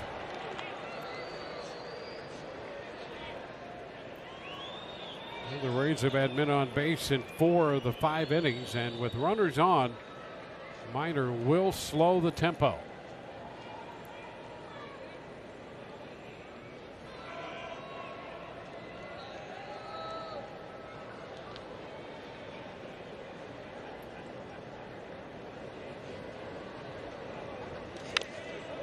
A little bit of that one foul, holding the count right there, 2 strikes. A lot of off-speed stuff from Mike Minor. And trying to change the eye level of Austin Meadows during the course of this at-bat. The one thing that they have done, Dwayne, with getting all those guys on base is forced a lot of pitches out of Minor. And that already at 91 here, just in the 5th inning, 4 1/3 in. Runner goes, and the pitch is foul back. So Rosarena on the move right there.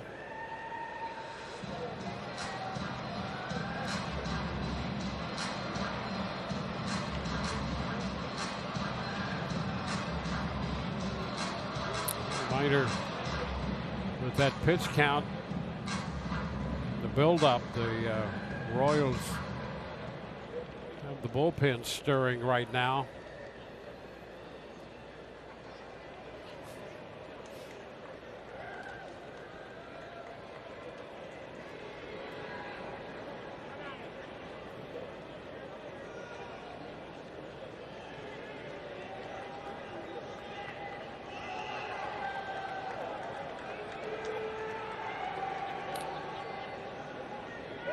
Arena not breaking, and the pitch is foul back.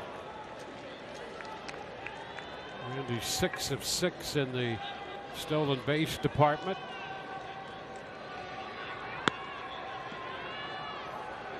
Action in that bullpen.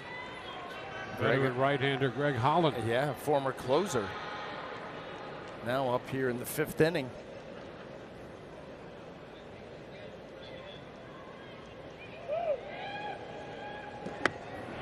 Meadows is out on strikes. The second out of the inning. Well, 9 strikeouts now for Minor. See how this ball has that little cutting action, just kind of subtly heading away from Austin Meadows. That one at 91 miles an hour. And I'll tell you, Mike Minor has been ringing up the strikeouts here tonight. Rays with that slim lead, but boy, a lot of punch outs. Yeah, 2 outs into the 5th. He has 9.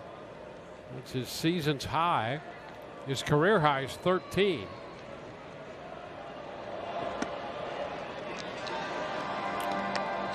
Well, Margot has singled and grounded out to first. The Rays holding this slim 1-0 lead.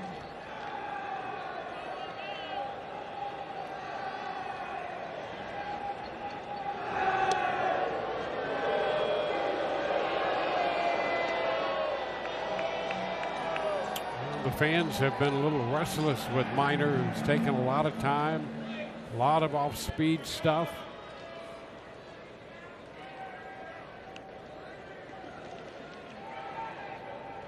Runner goes. The pitch is a ball high, and the throw is right there at second base. And Rosarena is called out at second base. Rosarena looking into the dugout, thinking he might have beaten the play. Well, let's take a look.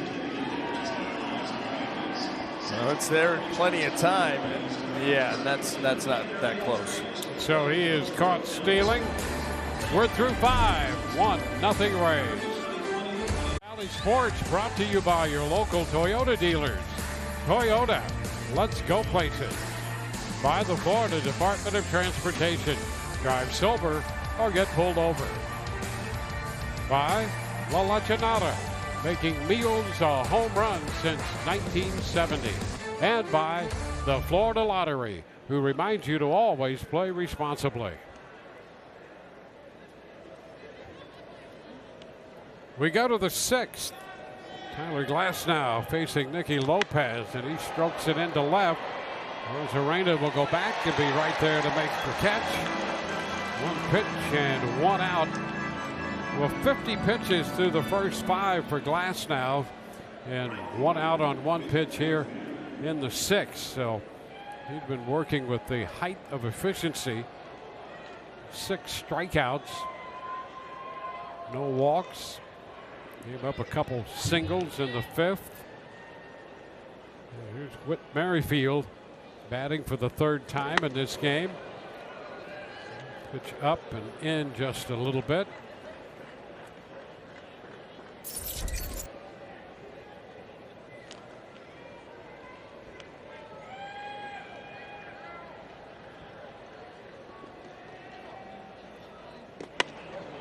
It's a little close.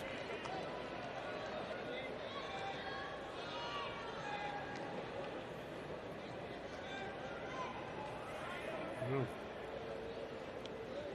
14 swinging strikes through the first 5 for Glasnow.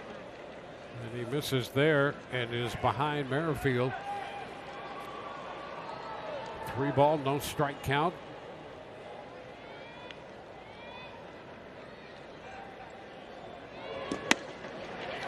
It's in for a strike, 3-1.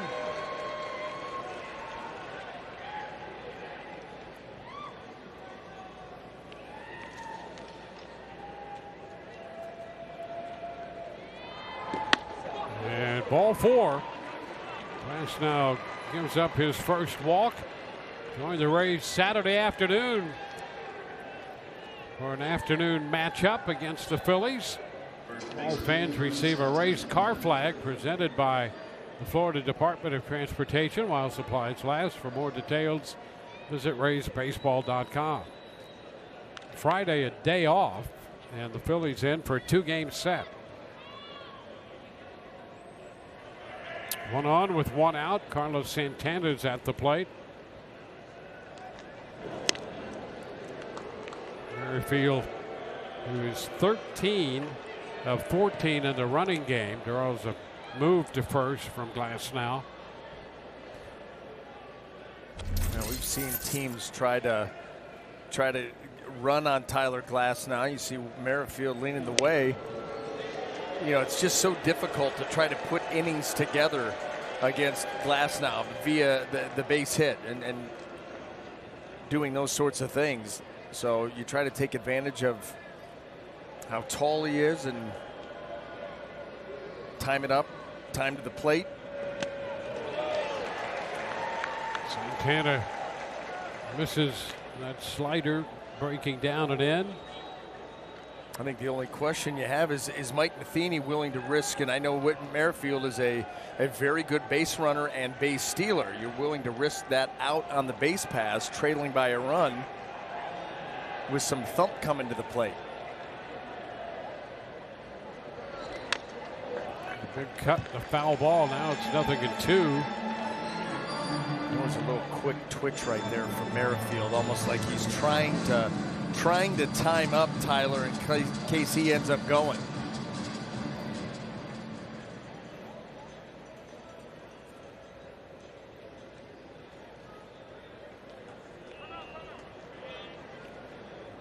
See how he's got that getting time, and you see how Merrifield has that front hip just slightly open to be able to clear him if he goes. Sometimes it can make it for a little bit of more of a difficult dive back into first base, but that front hip is just slightly open. Yeah, right there. So he can clear those hips if he's going to go.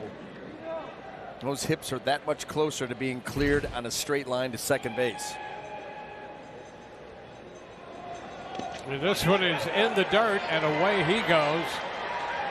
So Merrifield will move up on the wild pitch. That we said good base runner on top of good base stealer. That was good base runner. The anticipation, seeing the ball in the dirt, and as soon as he sees this ball headed for the dirt, he was on his way. I mean, as soon as it kicked up, watch this. Ball in the dirt, gone. And it's 1-2. 5th wild pitch of the year charged to Glasnow.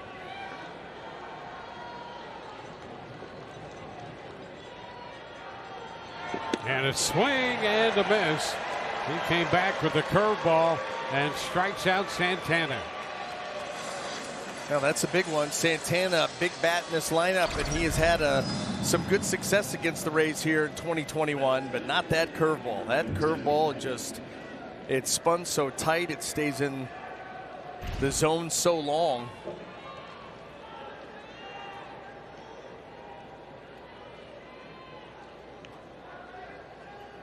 Andrew Benintendi at the plate. 0 for 2 tonight.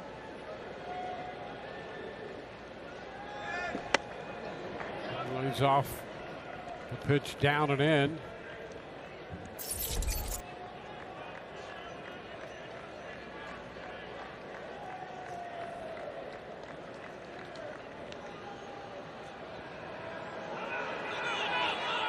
And a bullpen ball loose from the Kansas City bullpen. Benintendi 0 for 4 last night. Hit the ball to center field 3 times. Victimized on a couple of outstanding plays by Kiermaier. Hit the ball to center his first time up tonight. And Brett Phillips made a great catch on him in left center. Got down 0-2 in the 4th. Put the ball on the ground to second, and Lau threw him out. Merrifield dancing back and forth, and the pitch is fouled right back. It's 97.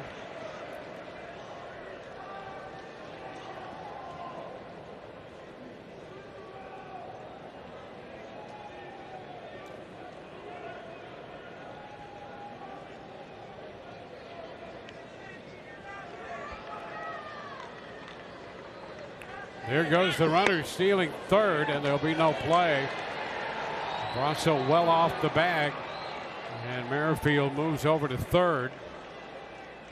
I mean, the Rays didn't even flinch. He was never stopped by Tyler, and Zunino didn't even look down at third. Just go ahead and take that bag, and we'll worry about getting the hitter out and get out of the inning. The pitch is popped up back into center. Phillips coming in, is there, and makes the catch, retiring the side. Bottom of the 6th coming. Manuel Margot is going to lead it off. One game tonight. It's 1-0 with the Rays leading behind the right arm of Tyler Glasnow. 64 pitches through the front 6 of 2-hit baseball, and the Rays picked up their run on his battery mate Mike Zunino's base hit in the 4th, scoring Mike Brasso. And we go to the bottom of the 6th. This is a 1-0 ball game. Mike Minor goes 5 and departs in favor of Greg Holland, who's a line on Minor. Boy, it's a busy line too. Just a couple of hits, but you get to the end, 4 walks and 9 strikeouts. So there were a lot of pitches thrown, 96 of them in those 5 innings. But he gets through it, just giving up the 1 run, and his team still with the chance here, obviously. Now Greg Holland against Margot, who takes a cut and a miss. A little late bend to that one. Greg Holland's 18th appearance, 19 strikeouts, 16 innings, 12 walks. Does not have the stuff that he once did, so he works around the fringes of the zone, right like that. Try to get ahead of you on the outer 5th of the plate and then get you to chase. That's why that walk total so high.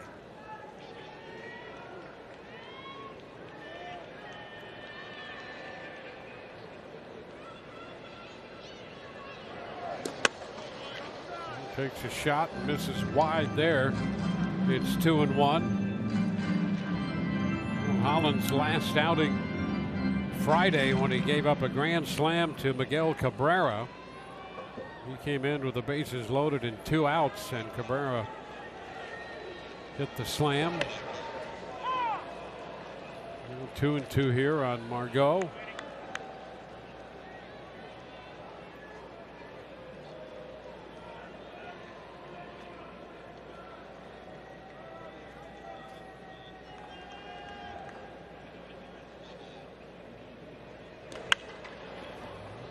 Foul the other way.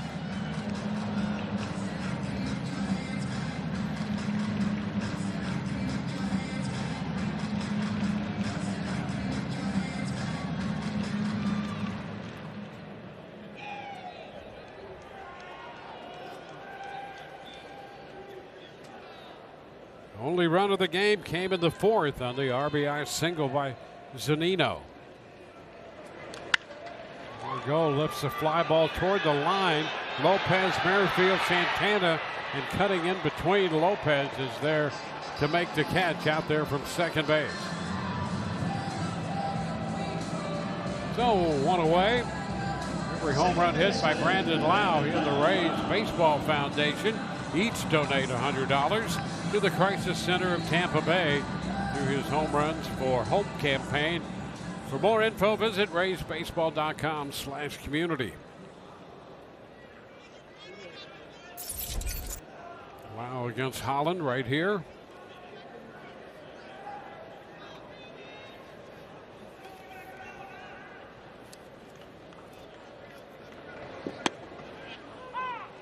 That's a breaking ball. Curveball right at the knees for a strike.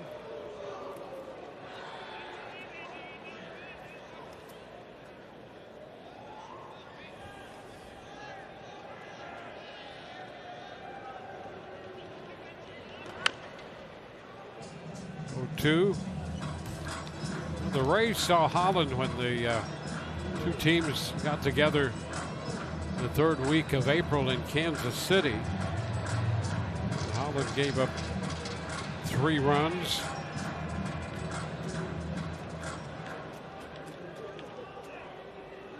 The Rays had a big home run 9th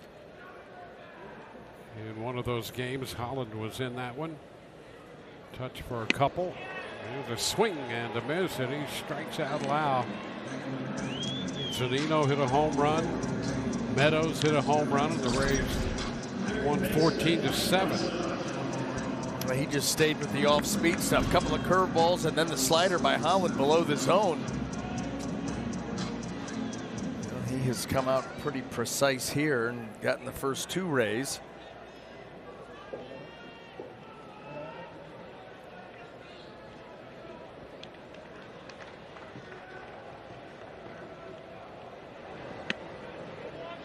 Brasso takes the ball, 1-0.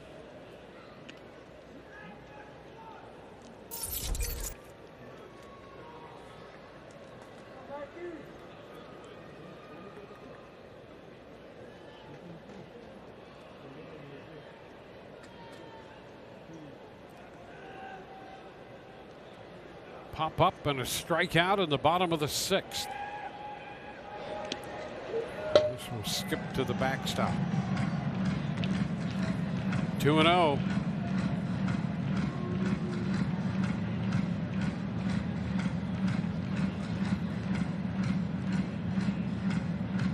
Holland, 35 years old.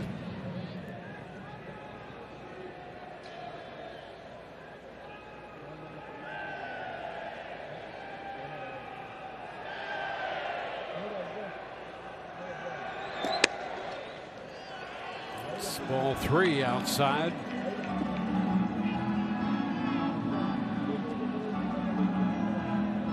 Holland in 28 games last year for Kansas City was 3-0 with 6 saves. He was 6 of 6 in save opportunities. And right now it gives up a 4-pitch walk to Brasso, 2 outs in the 6th. Rays leading this game 1-0.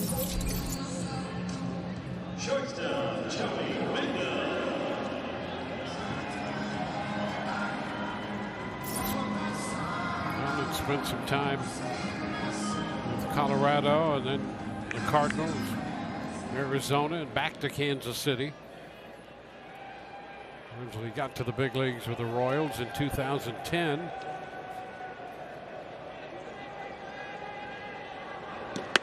Joey Wendell looks at a strike.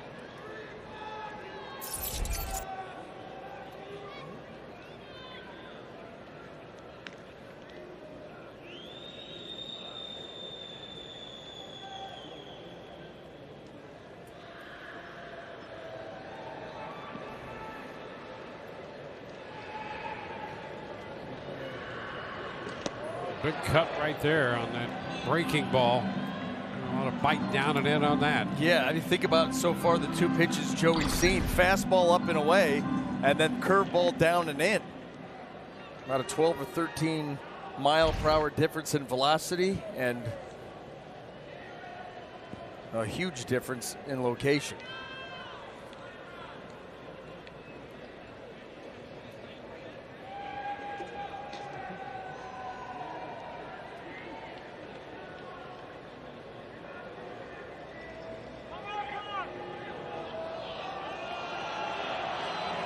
Late.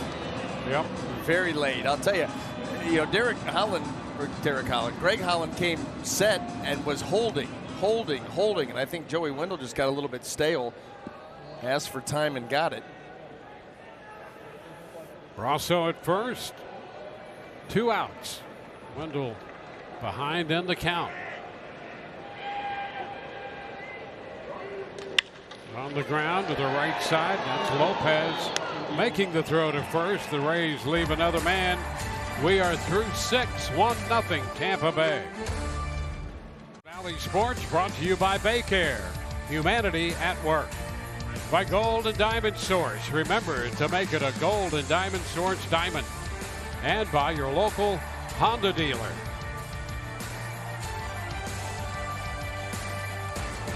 On to the 7th inning we go. Rays and the Royals. Kansas City winning last night 2-1 to snap the Rays winning streak. Rays lead this one. Lone run came in the 4th. Salvador Perez will open the 7th inning. First pitch is upstairs from Tyler Glasnow, who now has made 65 pitches through the first 6. Glasnow in first pitch strikes, 17 of 21. This one is fouled back. I don't know if you really could be much more efficient. We did say at the beginning of the game that you would expect these Royals hitters to be out there swinging early because they don't want to get to 2 strikes against Tyler Glasnow, and they certainly are. He's still able to get some strikeouts in this game, but Kansas City Royal hitters are swinging at the first decent pitch near the plate. Getting some quick outs. That's a nice pitch right there. That slider to take the count to 2-2 on Perez.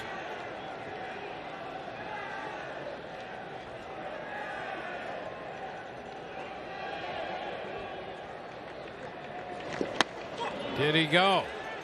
He did not. That's Mark Carlson making the call down at first and a full count. Fastball down, and he did not go.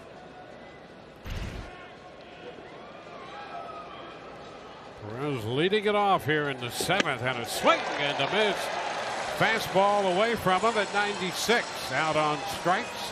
That's number 8. This is why you don't want to get to 2 strikes with Tyler Glasnow. He just has too many options. Is it going to be this right here, the fastball that he blows you away with? Will he slide ball you, or will it be the big hook? These guys don't want to find out because that ultimately is a lot of times the end result. Gutierrez, pitch is down. Calvin Gutierrez, the 3rd baseman, picked up the first hit given up by Glasnow. It came 1 out into the 5th. Fly ball center field. Phillips is there. 2 up and 2 down. I'll tell you, they literally had Brett Phillips shaded towards right center field, and it was hit right at him. I mean, you could not have placed him out there more perfectly for where that line drive went. That's what these spray charts are all about, setting the defense really from hitter to hitter. It changes, and sometimes dramatically. Jorge Soler, the fastball 96 is down. Soler 0 for 2 tonight. He was caught looking at a fastball 98 away in the 5th. And that's 95 down, 2-0. Soler right now is 1 for his last 26.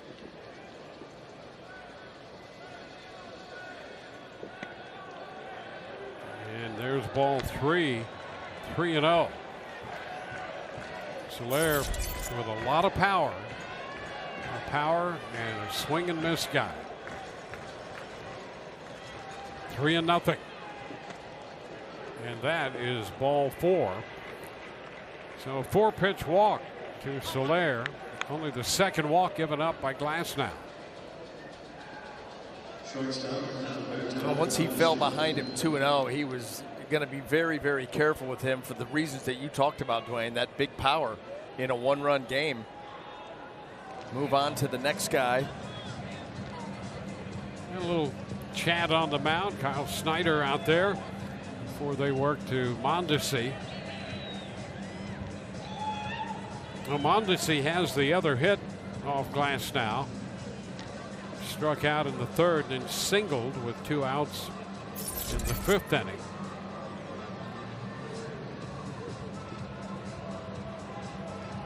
So to this point, Kansas City with 2 hits and 2 walks.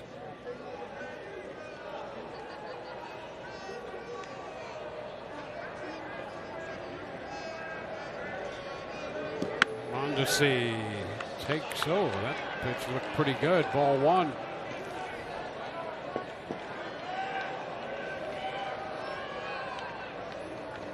Ball, no strikes. That's a tough pitch not to get. Swinging strike, 1-1.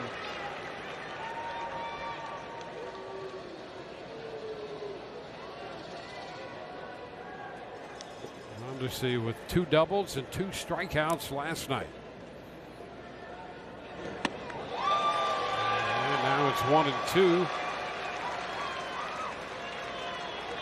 Missed the slider right there.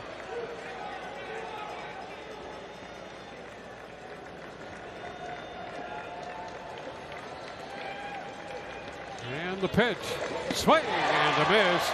Mondesi is out on strikes. Tonight's 7th inning stretch brought to you by Ford and the fully electric F-150 Lightning. Let's take a look at it. By Ford Motor Company, built Ford proud.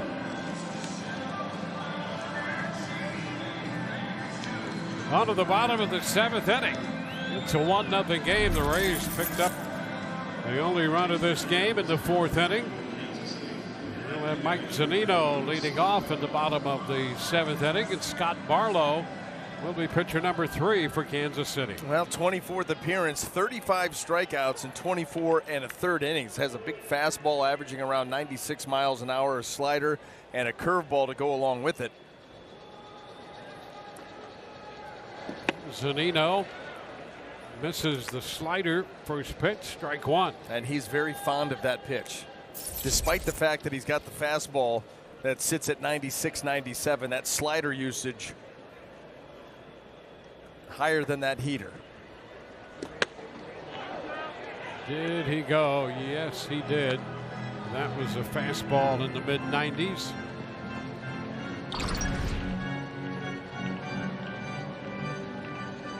Oh, 2.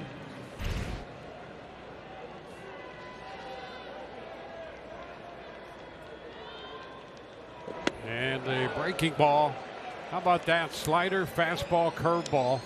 3 pitches and you're out. Yeah, I mean, at times with Barlow, when his command is even decent, it's not fair. I kept that ball in the zone for an awful long time. A good break and finishing action right here. Zunino just trying to go down there and get a piece of it. Live to see another pitch. Yeah, he went right through the arsenal right there. What you got? This is it. First pitch, a strike and to he just Phillips. wrapped it back around. Slider, the fastball, the curveball. Yep. That's according to his usage. And then we'll wrap around, started with the slider again.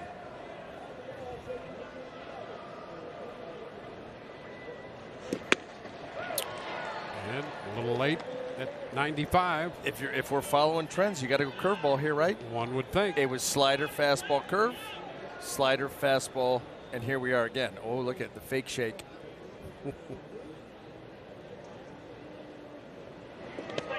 this one down and in. Misses with what appeared to be a slider. Yeah, doubled up. He's going off script, Dwayne. Going rogue. 1 out. 1-2 count. Phillips takes a look at 95 on the outside edge. Back-to-back strikeouts. Now a word from the Florida Lottery. Catch a wave of excitement with the new Guy Harvey $500,000 Florida Cash Scratch-Off, featuring tons of cash and one-of-a-kind promotional prizes. It's your ticket.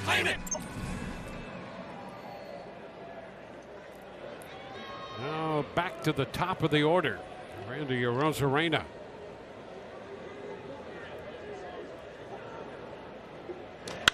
And he lines it right to Santana. And it's a 1-2-3-7. We're headed into the 8th. 1-0 Rays. It's 14 and under will receive a Kevin Kiermaier snapback hat presented by Morgan Auto Group while supplies last. For more details, visit RaysBaseball.com. We go to the 8th. Dyson with great speed leading it off. 1 ball, no strikes. Lopez next, and then Merrifield. There's a strike, and here's a guy you want to keep off the bases to begin an inning in a 1-run game. Boy, you're so right. Elite speed.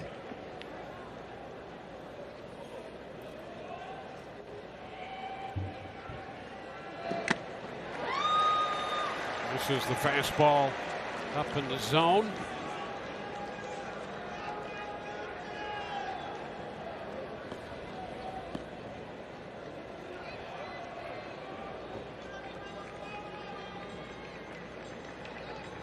One, two. Oh, that pitch just missed down. Very, very close. 97 and just a little low. It's 2-2.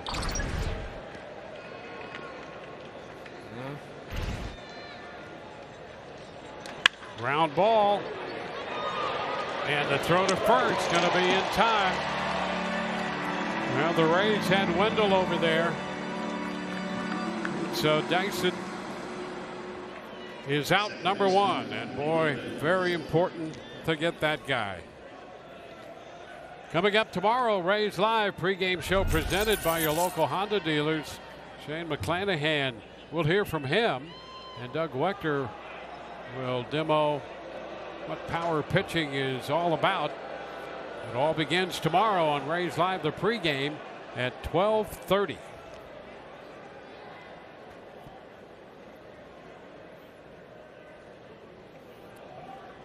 Here's Lopez. He's grounded out and hit a fly ball to left.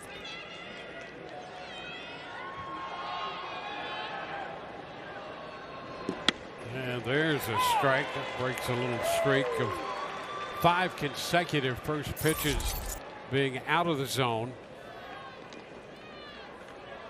And only 4 pitches out of the zone on first pitches through the first 6 innings. And now he's ahead 0-2 on Lopez. Get back into that groove. Get ahead of these hitters. Well, that makes it so much tougher on them. I mean, again, this is where hitter dreads to be against anybody, let alone Tyler Glasnow. 0-2. All that stuff and all the that's the thing. The possibilities. Okay, you laid off the slider. Well, will he come back with it? Elevate a heater. Will he go back to that curveball? That's the big swing and miss pitch for Tyler.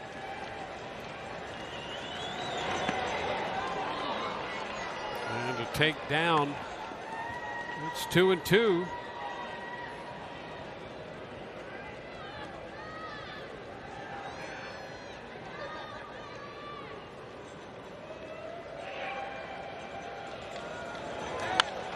Fouled away. Came fastball down at 98.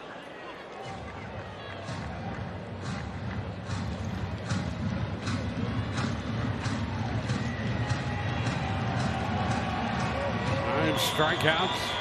in this game for Tyler Glasnow. And make it 10.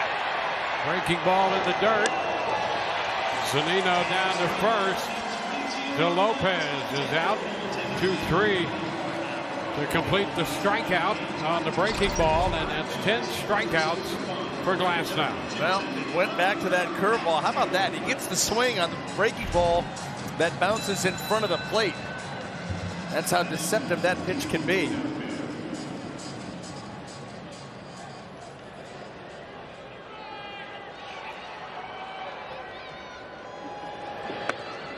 Pitch down and away. Merrifield twice has struck out. He walked in the 6th. Wild pitched up to second, stole third.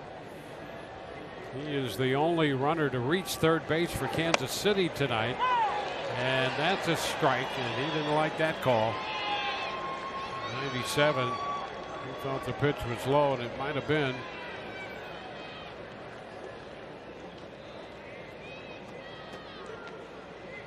Now the 1-1. 2 balls and a strike.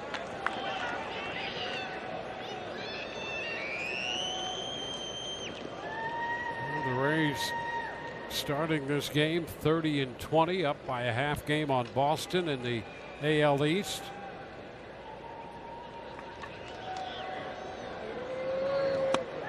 Up and in. Now 3-1.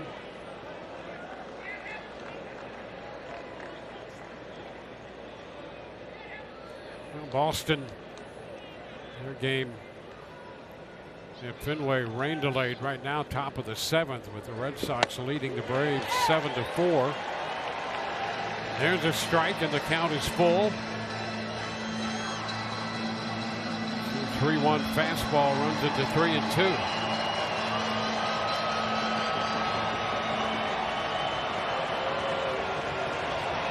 And here it is.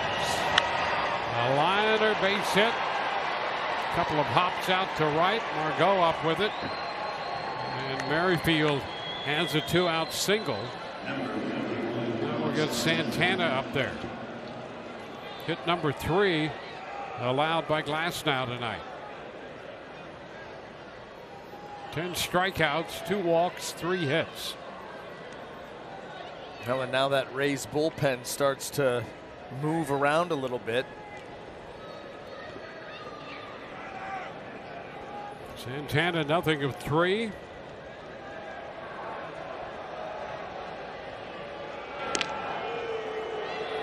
Merrifield back in.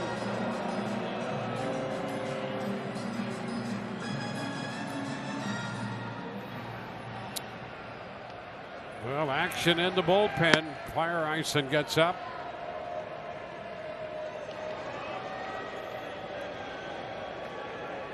Ground ball, foul off the right side down toward the bullpen.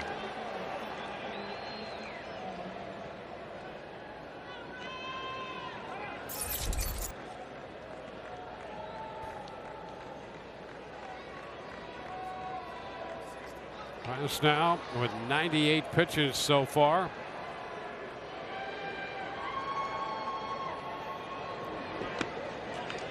Pitch is down.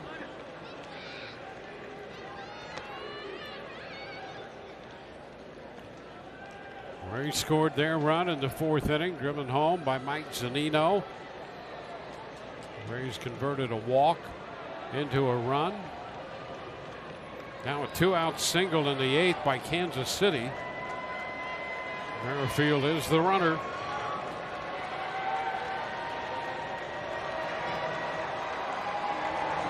Down and in. Nice pick up there by Zunino. I'll tell you, he's being tested, isn't he? Those sliders in the dirt, not easy pitches to handle. And think about, boy, you get that runner into scoring position now, Merrifield. I'll tell you what, you got to make a pitch here. Dangerous hitter at the plate, 2-1 count.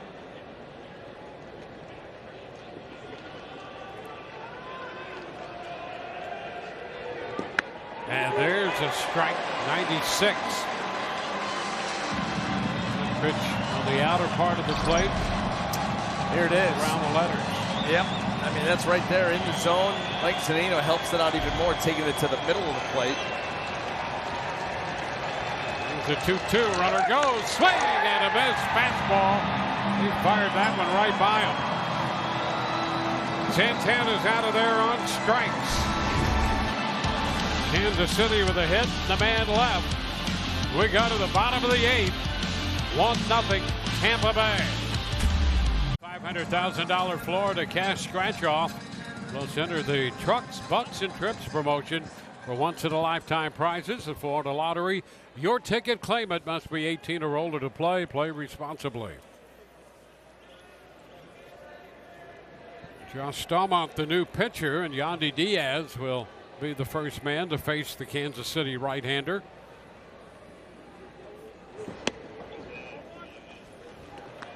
Ball 1.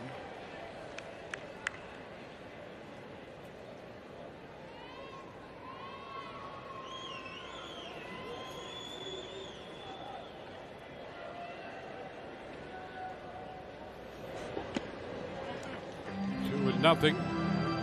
Meadows next, then Margot. Rays run came in the 4th, driven home by Mike Zunino. They have left 6 men tonight. Kansas City stranding 5. Upstairs, just like that, it's 3-0. Well, let's take a look at Staumont's numbers. 20 games on the season, 25 strikeouts, 21 2/3, again with the walks. You know, this team, the Royals, came into this series 2nd in the American League in number of walks. And we have seen that from a number of these guys. And actually, how many today for the Rays? Minor walked 4, Holland walked 1.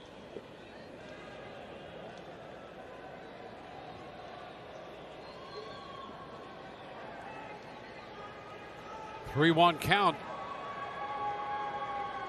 Yandy draws a walk to open the bottom of the 8th. So that's a half dozen walks by Kansas City pitching tonight. You know, and another leadoff hitter aboard. And the Rays obviously searching for some cushion right here in this game.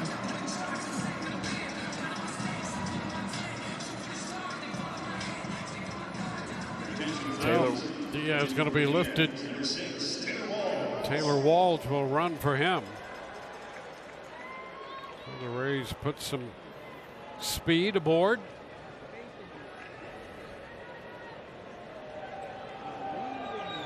Austin Meadows so far tonight 0 for 2 with a walk. Moved to first, a little bit wide. The coaching box side of things over there, and Santana grabbed that one with that mitt. Well, Staumont, he's been wild to the plate, and now that throw over to first base a little bit offline.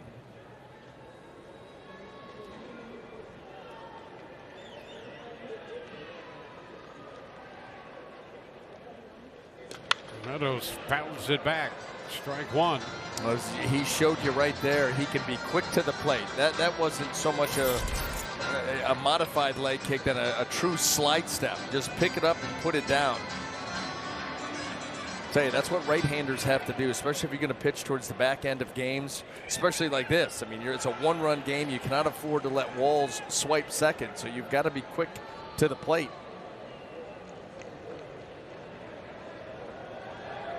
Upstairs.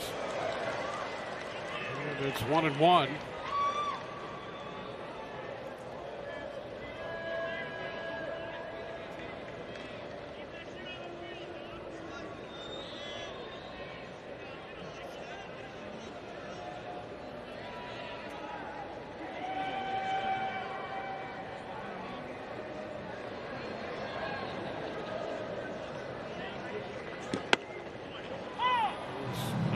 At the top of the zone. 1-2.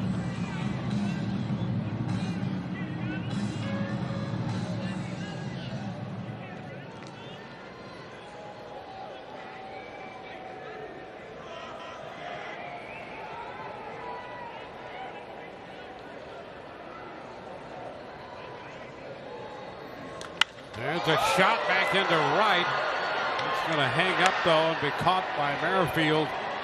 And that's the first out. End of the bat. Yep. Everything looked, and it didn't sound good because it was off the end of the bat, but the trajectory, the pitch, the hitter, but you'll see on the replay, if you get a good shot of it, that ball is right off the end of the bat, and there was just nothing behind it. There's the hook. Right there. Boy, that's the difference. That extra little, I mean, how long? If he stays back, how much longer? And then that's a 2-run blast. Here's Margot. Walls with his lead. And a high fly ball back into center. Dyson, though, will be there and make the catch. And Walls retreats to first. Well, Dwayne, here's the question. Is he going to get an opportunity to go back out there and try to finish this baby off? I see J.P. Fireisen is warming up, but the last complete game, and we talked about this, was it last night? Yep. That's been a while. May 14th in 2016, the right-hander Matt Andrees. So you have to go back to 2016. Think about it. That's 5+ seasons. Fireisen again throwing in the bullpen.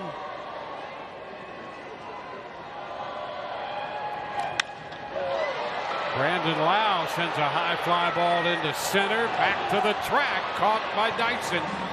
So 3 fly balls, leaving a man at first. We'll go to the 9th. Benintendi, Perez, and Gutierrez due up. Tonight, Chevy play of the game. Well, Tyler Glasnow, who is now out of this game, gave the Rays 8 superb innings. Just over 100 pitches tonight, 102. Question answered. He is not going to get the opportunity to close this one out, but I'll tell you, he did his job. 8 shutout innings, 3 hits, walked a couple, 11 punch-outs, and he was back to looking like the Tyler Glasnow that we come to expect every time he takes them out. And there he is coming off after that 8th inning, taking a look at something down there with Cody Reed as we've got J.P. Fireisen taking them out here to try to finish this one off. And Andrew Benintendi is going to lead it off. The Rays have a number of defensive changes, and we'll get to those in just a moment. Benintendi 0 for 3, and Fireisen set to go to work. First pitch is a ball up and away, fastball at 92. So 102 pitches for Glasnow, no runs, 3 hits, 8 innings, 10 strikeouts, 2 walks. Now a strike, and it's 1-1.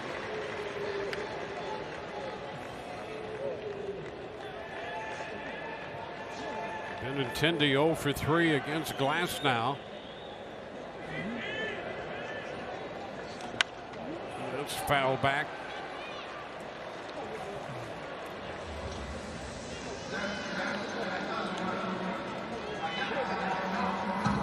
Salvador Perez on deck. Gutierrez.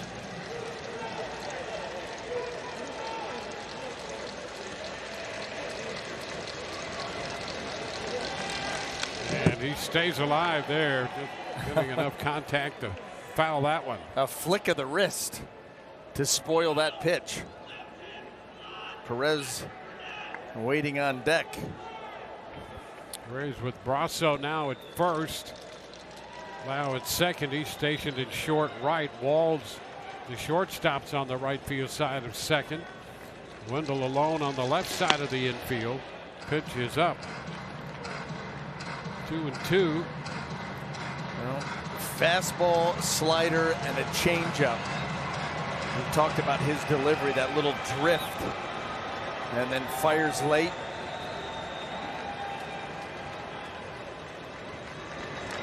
And a high fly ball back into left center field. Kiermaier's on the run, and that ball is out of here. Kiermaier runs out of room, and Benintendi on a 2-2 pitch hits the off-speed pitch out of here to tie this game at 1.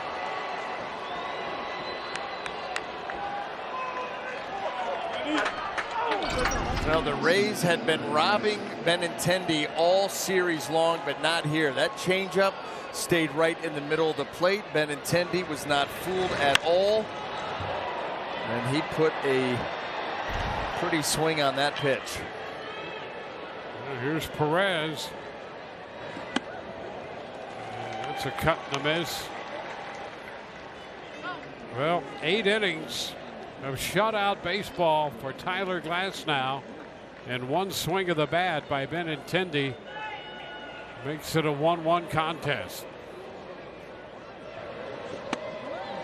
0-2 as Perez missed the fastball.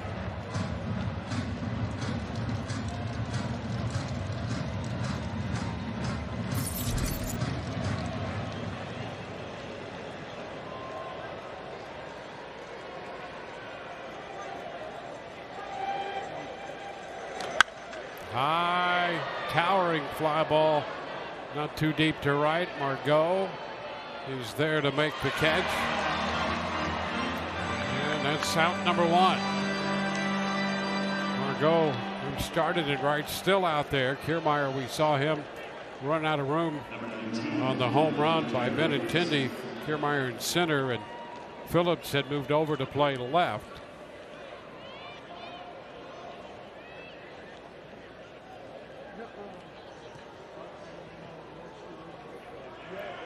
Kelvin Gutierrez.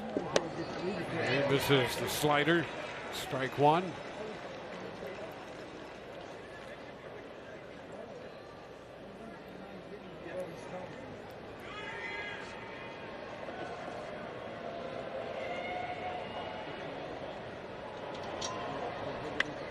Plays off. 1 ball, 1 strike. Well, the Rays got a run in the 4th, and the leadoff home run in the 9th for Kansas City by Benintendi has tied this game. 1-2 now to Gutierrez, missing a fastball.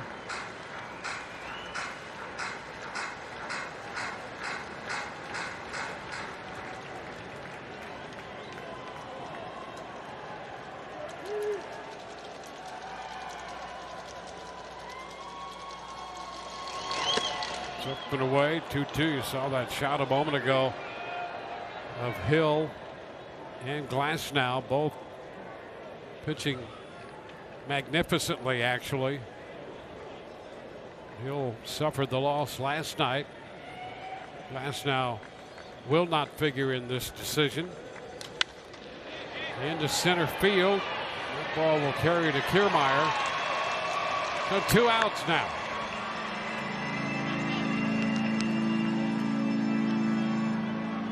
2 gone with the bases empty, and Jorge Soler will bat.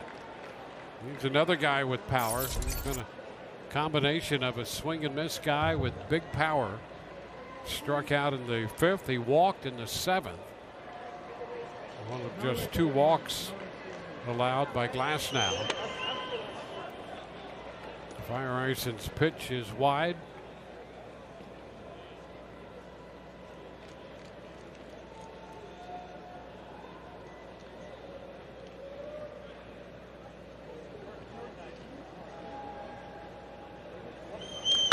It's a foul ball straight back off the facing of the upper deck.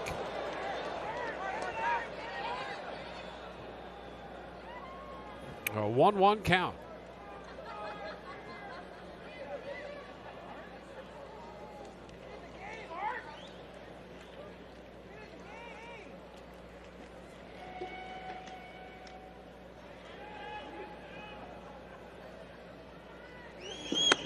Up and away.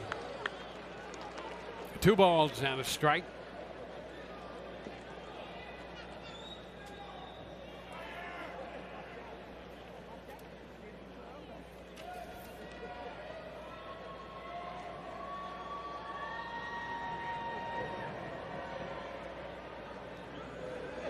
And a big cut and a miss right there. Fire Ison has not faced many of these hitters, and certainly not a lot, but he does have one matchup against Soler. And Soler hit one out. He's 2-2 with him here in the ninth inning after giving up the leadoff home run to Benintendi. And we'll go to 3-2. The matchup with Benintendi, the first time Fire Ison had faced him. He's since retired Perez and Gutierrez. Now 3-2 to Soler. And he struck him out. Got him with a slider. So they limit the damage to the 1 run on the home run. Brasso's going to lead it off.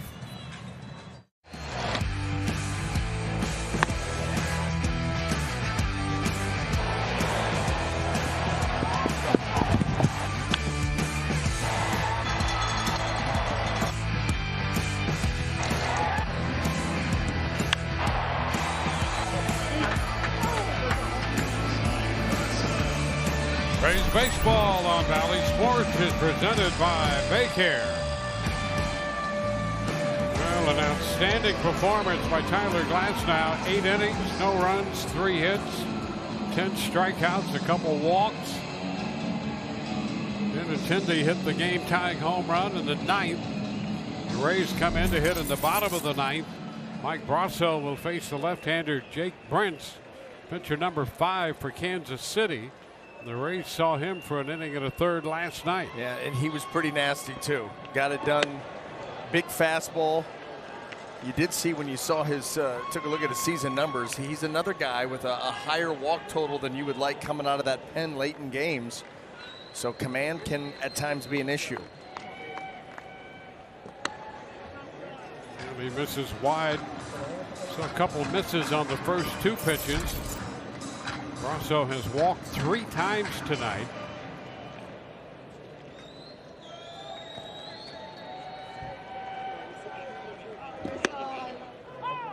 There's 97 in the zone, 2-1.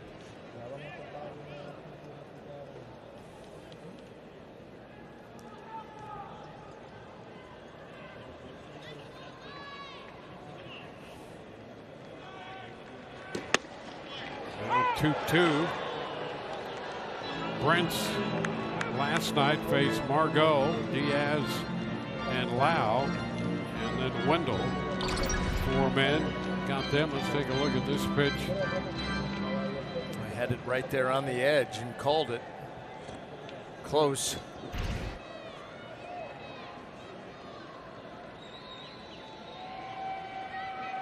2-2.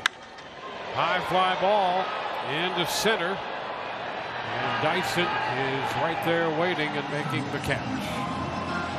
1 away. Rays Live postgame presented by Advent Health comes your way next. Rich and Doug anchoring the coverage. We'll hear from Kevin Cash, Trisha Whitaker with Zoom interviews from the clubhouse. And immediately following our coverage, we're in the bottom of the ninth. Rays and the Royals are tied 1-1. Here's Joey Wendell looking for his first hit of the night. Strikeout and 2 ground ball outs. That's low.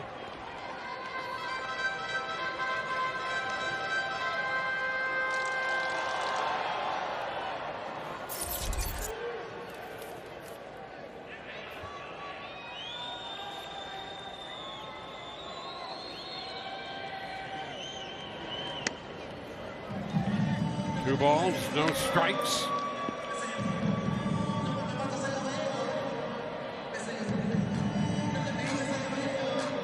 Only 6 home runs on the year.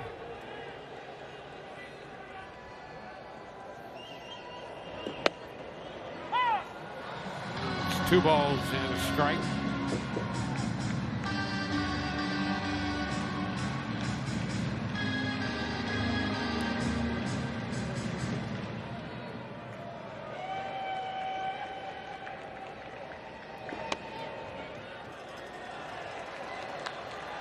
Fastball missed, 97, but out of the zone.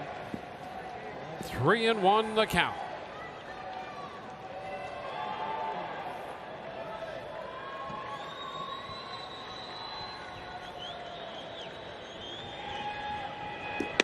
And ball 4, down and away. So the walk to the left-handed bat of Wendell. It's the 7th walk given up tonight by Kansas City pitching. Yeah, that was the reputation of this staff coming in, and they certainly have not disappointed in that category. It's now a question, can the Rays take advantage? I'll tell you, to be in the bottom of the 9th and been the beneficiary of 7 walks, you're frustrated you've only been able to score 1 run. The only run came on the base hit by Zunino, who drove in Brasso back in the 4th. Now Mike up here again, 1 on, 1 out. 98 off the plate, too close. I'll tell you, that allows Mike Zunino to kind of start to dial in here. Start to get greedy. You've got a pitcher scuffling with command and location.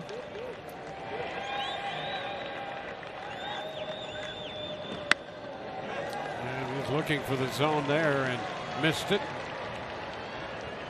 Yeah, tried to baby that slider. He's having a hard time with the fastball, so he goes to the off speed. That doesn't find the zone. And now you start to paint yourself into a corner. And you've got a dangerous fastball hitter at the plate.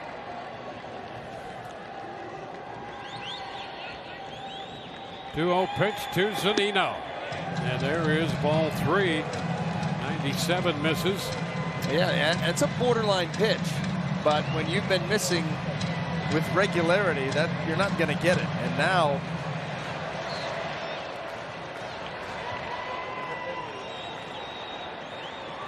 .3-0, and that's ball 4. Back-to-back walks. He walks Zunino on 4 pitches, and that pushes Wendell up to second base.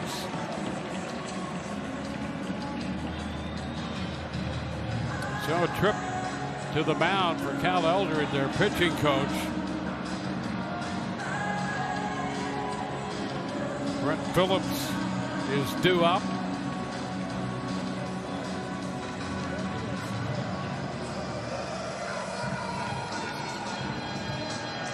Well, 1 out, the walk to Wendell. Then a 4-pitch walk to Zunino. Kansas City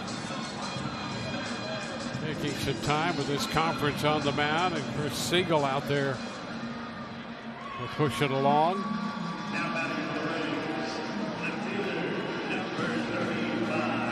So Phillips will be the hitter. Kiermaier's in the leadoff spot with the defensive maneuvering. Rosarena left the game in the top of the inning. Kiermaier went into his spot. Phillips had moved over from center to left.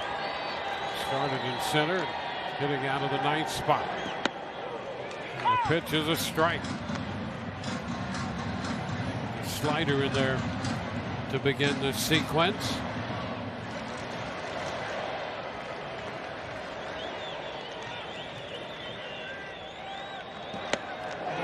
Cut and a miss with a fastball. 0-2.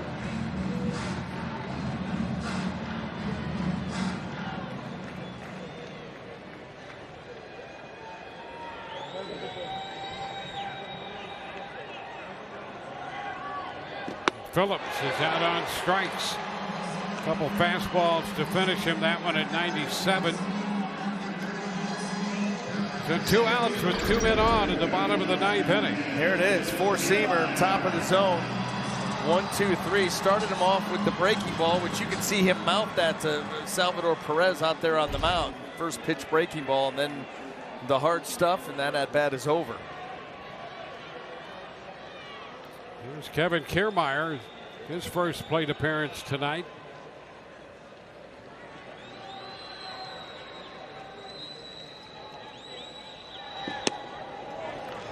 Fastball is down.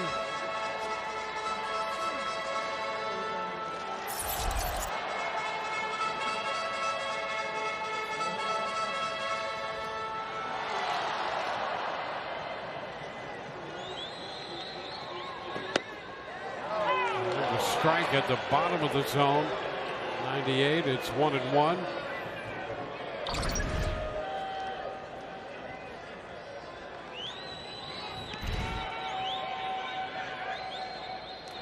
Foul right back. 97. 1-2. Now Brent's got the first man on the fly ball to center and then walked Wendell and Zunino in short order. Struck out Phillips. And now he's ahead of Kiermaier. And a ground ball back to the mound. A toss to first. And the Rays will leave 2 in the bottom of the ninth. We'll move into extra innings, tied 1-1. We have a 1-1 game. Mike Zunino's base hit in the 4th inning. A 2-out single scored Mike Brasso from second base to give the Rays the lead until the leadoff homer in the ninth from Andrew Benintendi, connecting off J.P. Fireisen in relief of Tyler Glasnow, who pitched through the first 8 innings, giving up no runs, 3 hits, 10 strikeouts. Well, Michael A. Taylor's going to run. Soler made the last out in the ninth, so he was due to be the runner at second, and Taylor will run for him. And Mondesi is the hitter. He shortens up, takes that pitch inside, and Zunino came out of that ready to fire back to second. Well, let's see if Mondesi sticks with that bunt as Kansas City looks to move Taylor over to third base. Usually as the visiting team, you play to score as many runs as you possibly can. But he's showing the bunt down to third. Throw to first. Oh! Out there as Mondesi runs in. I'll tell you, that was dangerous over there with Brasso getting back to the bag and taking Mondesi full on there. Yeah, this is straight up. There's the throw by Wendell. It takes Brasso on the other side of the bag, and unfortunately he ends up squared up with Mondesi, and fortunate that nobody got hurt. He's standing all over that bag, so he is out. Brasso's got the little smirk. Well, but he says, "Oh, you want me to join this meeting? Oh, okay, now I'm good now." Yeah. No, but you know, going back to what we were just talking about, usually the visiting team, this is something that you do normally if you're the home team and the visiting team in the top half of the 10th did not score.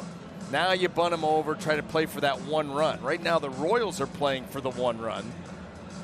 And the Rays out there, how are we going to pitch? How are we going to defend?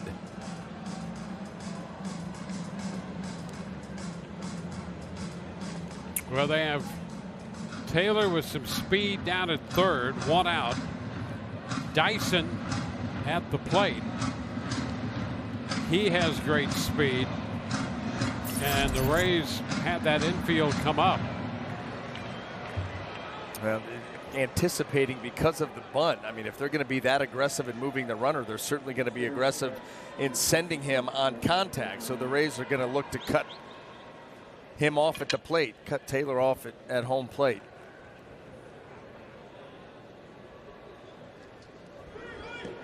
And the first pitch. Oh, that's a good pitch. It's tough to miss that one. Yeah, and I'll tell you, there's been a couple that have been missed out there against left-handed hitters up and away here in the last couple of innings, and that's a big one. 1-0.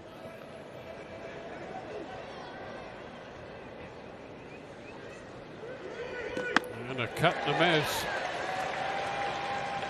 Pitch more out of the zone than in right there. And Dyson gave it a full cut.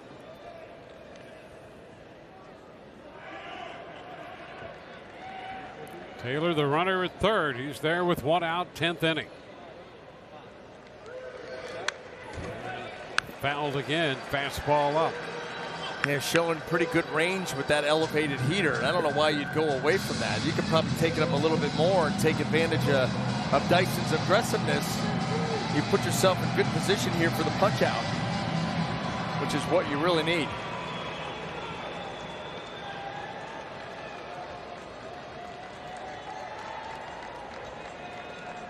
1-2.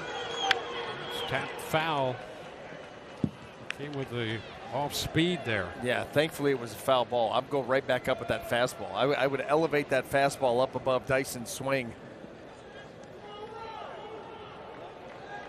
Especially now. You've slowed him down. You've got him out in front. Now rush it by him.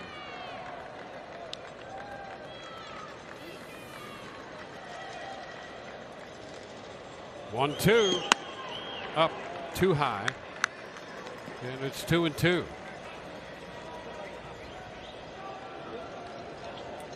high to force a swing. Feyereisen worked the 9th. Out there in the 10th. 2-2. Did he go? Rays want to check and no go, says Jordan Baker. Full count. Take a look down and away. Yeah, he held up. Those hands got out there. He kept that bat back.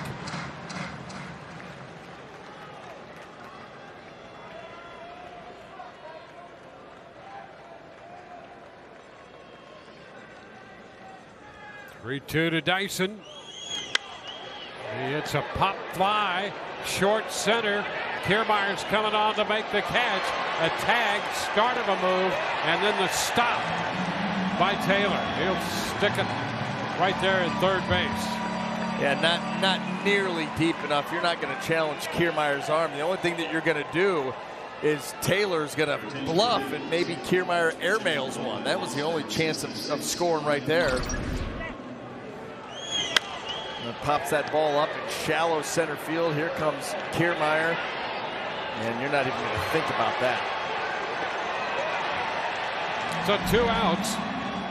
Lopez is due, but Ryan O'Hearn will be the pinch hitter.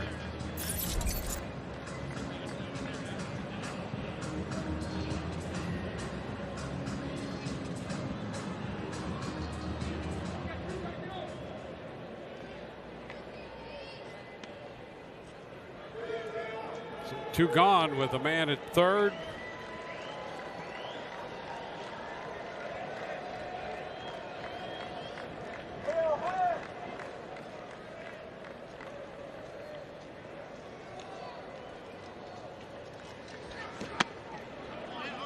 Fastball just missed. Started him up and away.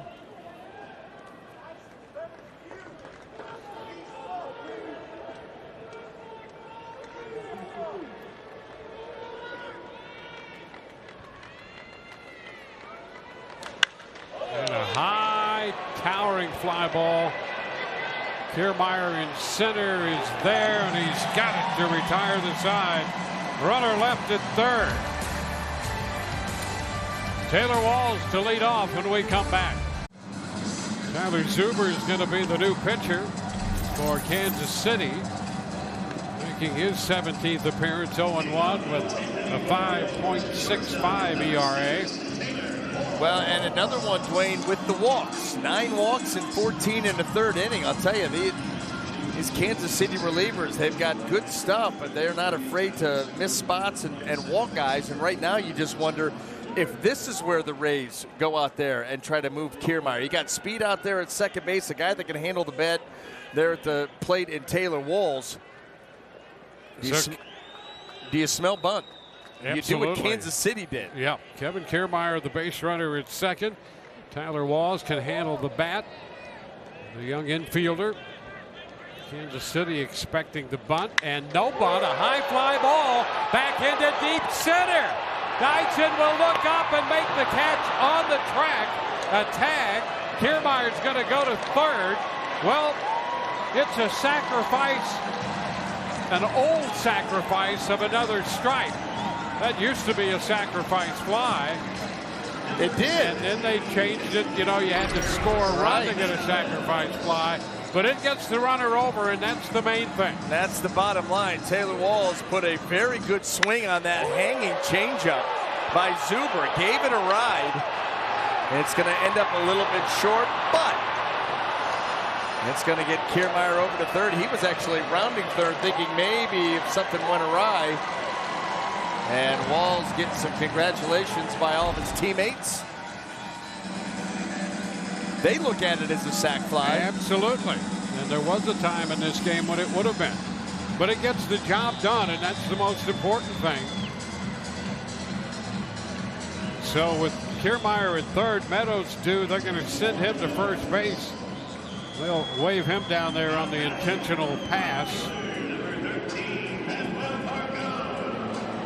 Manuel Margot is going to be the hitter.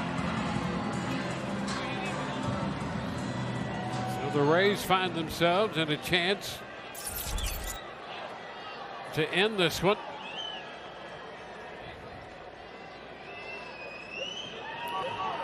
Margot 1 for 4 on the night.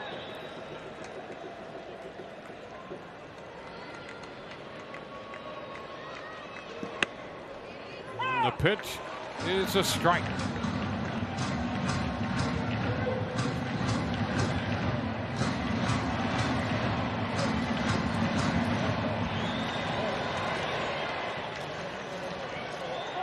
Huber's last outing 3 days ago, scoreless inning against Detroit. It's wide, 1-1. He did walk 2, struck out 2, walked 2, and that's been pretty much his MO.